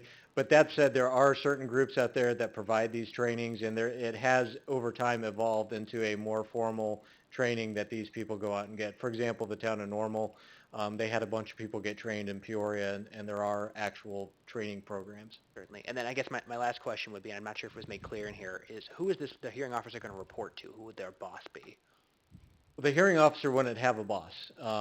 They would be just somebody that comes in for a couple of hours, 2-3 hours, whatever it's going to be, on any given day. It'd be basically a contract that the city would, whether it's verbal or written or oral, that the city would have with this individual, that they're going to come and serve as the hearing officer and they're going to get X amount of compensation. So I guess who would sign that time card then that says that they were here for X time? It'd just be like any other attorney. They'll submit an invoice on a monthly basis for the time that they put into it, and then it'd come back to the council for approval. Okay. All right. Thank you. Okay, let's see, Alderman Milwaukee. Sure, thank you. I think one of the questions that I have about this, and I know Scott has already asked some questions about conflict of interest, so I'm glad that this was answered. But the other thing that I wanted to know is how will you evaluate the success of the program? So, and what's the timeline for doing that? You know, are you going to do that within 6 months, 12 months? Because it could very easily, I mean, I'm hopeful that it will succeed, but it could just as well not succeed. That's right, and that's a great question and comment as well. I think we will have to do these evaluations, and I think those evaluations are going to be multifold. One is I think we're going to need to talk to the inspectors, to the people in PACE, to see if they feel like issues are getting addressed in a more timely fashion. I think we're going to need to look at the numbers to see, are we getting more fines paid? Are we getting more issues prosecuted? So I think we'll be able to do a comparison of the numbers. And it's important to remember, as well as just general feedback from the community, are we getting some of these issues addressed in a more timely manner and a more satisfactory manner? But it's also important to remember, once we start this, it doesn't mean that we have to live with this forever. Like you said, if we start it, we evaluate it, it doesn't work, it's not happening like we wanted it to happen, we can always go back to the old system. But this will allow us to try something else that we hope will work better. Or tweak if we see something Exactly. wrong. But And I would not ultimately, it's up be to us, right? If we don't like it, we pull the plug. Okay, one quick follow-up. What about the administrator? How are they evaluated? The hearing officer? By a hearing officer. The hearing officer isn't really evaluated now. If there's an issue with them, you can just hire somebody else and not utilize them. So it's not, the hearing officer is not going to be an employment position with the city. It's going to be an independent contractor that's coming in here, an attorney that's just going to be on an hourly basis. And if the hearing officer isn't quite getting it or isn't doing a good job, then we just hire a new hearing officer. Is that it? Okay. Alderman Sage and then Lauer. Thank you, Mayor. Jeff, do we have any metrics about, I know this is implemented in normal, do we have any metrics on how it's working over there? I mean, cases appealed or cover again, what is the appeal process coming out of this or is the verdict or the judgment binding? I mean, The appeal process is essentially that once the hearing officer issues an order, you can appeal it to circuit court like any administrative review action. So you can appeal it to circuit court. Just like if we went to circuit court to start with, they'd be able to appeal that to appellate court. Now instead, it's just a little easier. They're just going to the circuit court to appeal it. So there are those appeal rights, and either the city or the defendant would have those rights in a hearing. As to the town of Normal, I spoke to their attorneys this morning. They are doing tow hearings and post-tow hearings, which is required by law. The city of Bloomington is already doing that, and parking tickets. They haven't started any building code, property code, behaviorals. And they're not, I think at this point, they're not intending to do behaviorals. They're going to focus on property code and building code violations. But as far as I know, what they've done so far, they've been okay with.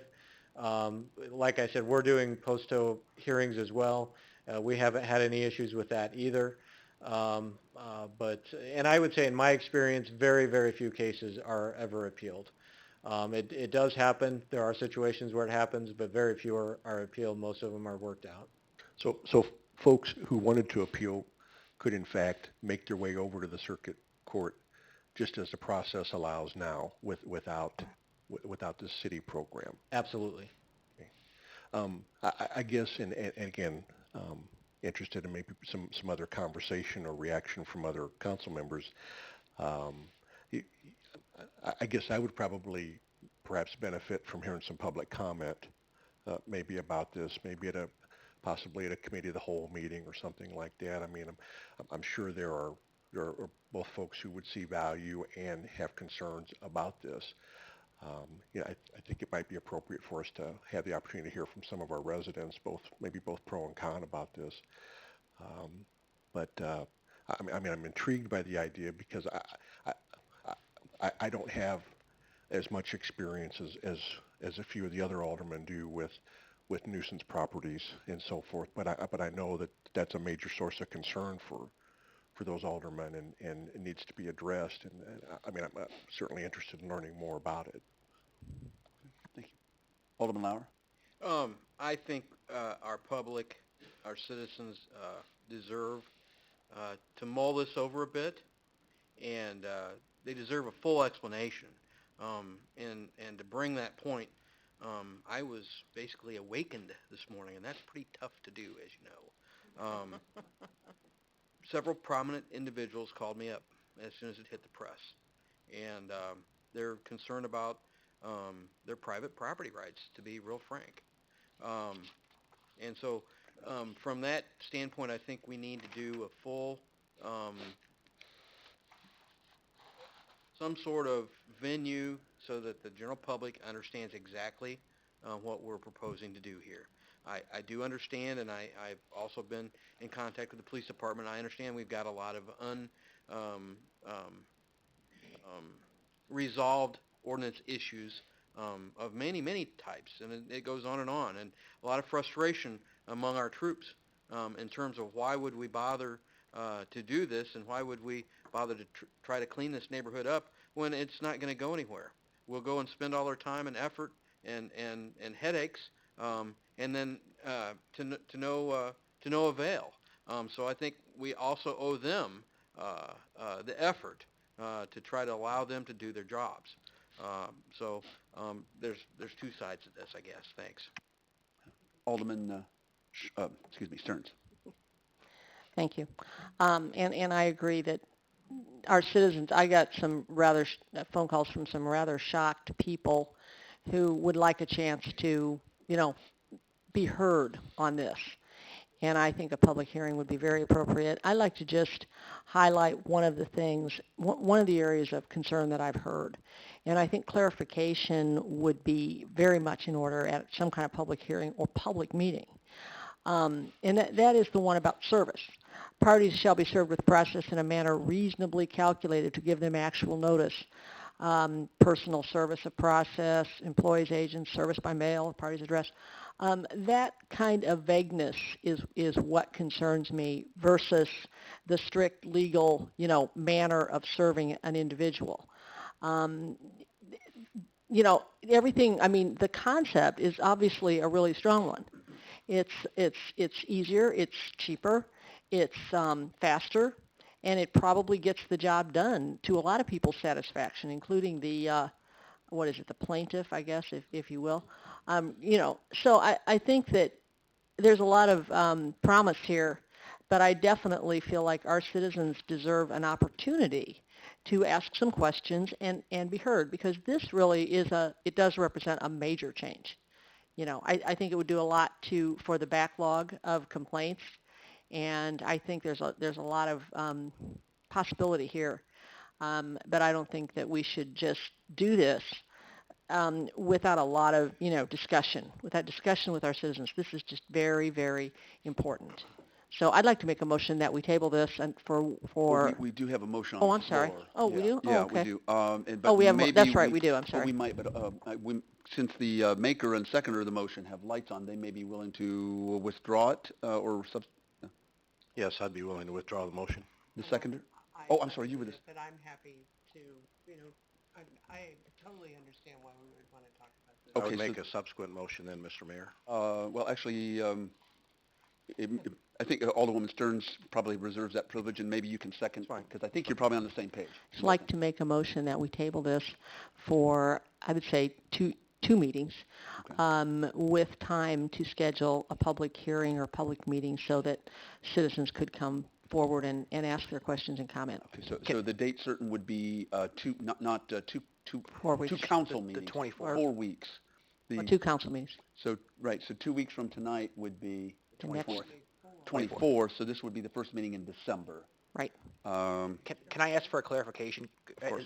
Would that be including like a public hearing, like Alderman Sage has suggested, that maybe the committee of the whole on the 17th, so next week, that we donate some time to this topic and then we vote on? Yeah, is that possible? David, let's see, I'm trying to remember what we had for next week.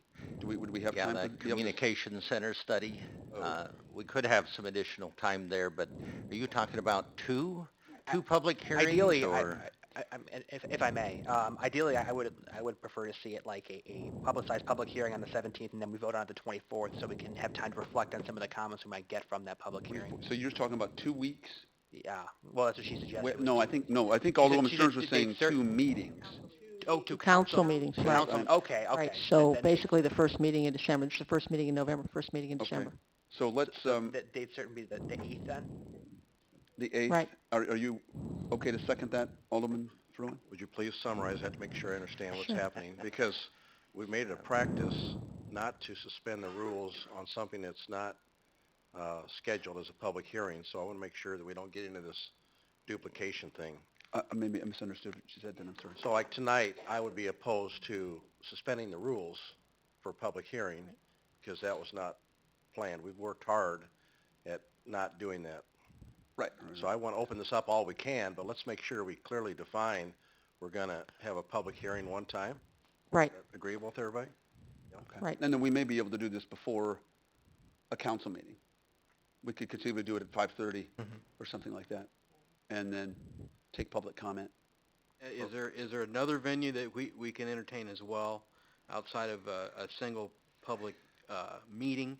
In other words, is there a written format that we can include in the water bills? Is there some other media that we can use to inform the public exactly what we're trying to do here, and I exactly think we what can do the it through the intent is? media, they're going to carry this Right. and then other things. Well, but you mean and that's something. what I'm getting at. Right. Right. Okay. Yeah, of course. Right. Okay, so just to reiterate, you're asking that we postpone this to a time certain, that would be December 8th, and in the meantime, we work out a time where we can discuss this. It might be a meeting prior to a regular city council meeting, Or or committee of the whole. a committee of the whole Right. between now and December 8th. Right. That's the motion. Second?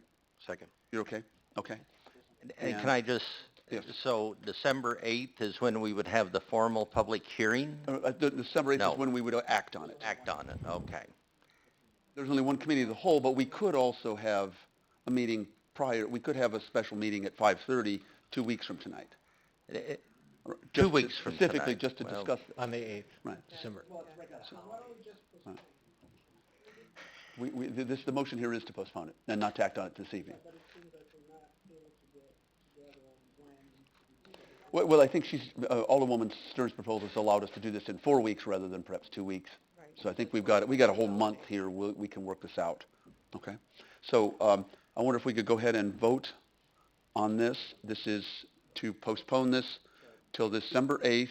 We would have some sort of some meeting or public comment either at the committee of the whole or perhaps at a special meeting prior to this. Okay? All right. The motion carries 9 ayes, no nays to announce, Madam Clerk. Thank you very much. And if, Mr. Mayor, if I could just take a moment to clarify the other agenda item on the purchase from that vote. My apologies, I was thinking of the requirements when you're not an odd member of aldermen. You guys are have an odd membership, so it is 5 votes. So that would pass the motion to... The motion does pass? Yes. Okay, by 5 to 4. Okay, all right. Thank you. At this point, we're going to move on to city manager's discussion comments. I just want to thank the council and staff that were involved in our 2-day retreat last Friday and Saturday, and just remind everyone there is a Veterans Holiday event down around the county courthouse at 10:59, is it? Or no, 49 tomorrow morning. So thank you very much. Okay, thank you, and absolutely happy Veterans Day Eve right now. I have a couple things. I want to make an announcement. I got a phone call on Friday, and then I got a letter today from the Illinois Public Pension Fund Association, an association of public pension funds, On behalf of the Illinois Public Pension Fund Association, this is to me. I'd like to congratulate you on being chosen for the 2014 Mayoral Recognition Award for commitment to funding public pensions, et cetera. And they go on, but I also want to thank the council. And when this isn't, obviously it's always a team effort when this happens. And I certainly, when I go to Chicago to accept this on December 5th, I will make it clear that I want to thank my council for not only adopting a strong pension policy, but a dedicated funding mechanism, which is what they were particularly impressed with. In fact, they said, well, anyway, they almost, some of the language I use is like, gosh, they've stolen my language. We're a model for others to follow. So anyway, although you might say in Illinois that might not be a tough situation, but we definitely have made some substantial progress. And I do want to thank all of you for your involvement. I also want to thank Brendan Hefner. Brendan, you over there? We got up really bright and early this morning. It was Alderman Black who hounded us for a good cause, Boys and Girls Club. We were at the diner in Uptown Normal, and we were serving people. Although I didn't realize you were going to eat. I thought I had to eat before I didn't think I could eat. I thought I had to constantly work. I'm sorry. Big brothers, big sisters. Okay, it's late. Who else wants to chime in?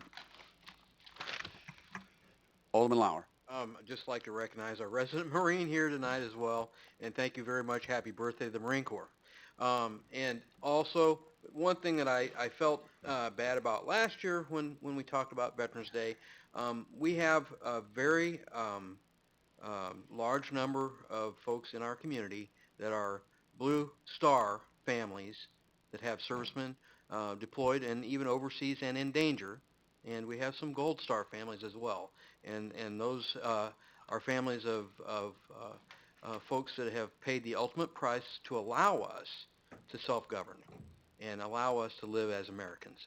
And so I think, this is the time that we should remember them as well and thank them. Absolutely. Alderwoman Stearns. Well, my comments are similar. It is Veterans Day evening, and I would like to thank Mr. Franklin, Sergeant Franklin, Lieutenant Franklin, as well for his service and for being resplendent in his uniform tonight. And also all the other veterans that are here. I know we have Steve. Thank him for his service. Gary, anybody else? Gary, thank you. Thank you with all our heart. We are the land of the free because of the brave. And that is not just a slogan. We don't always value our freedom because I don't. Let me speak for myself, because we've always had it. We take it for granted.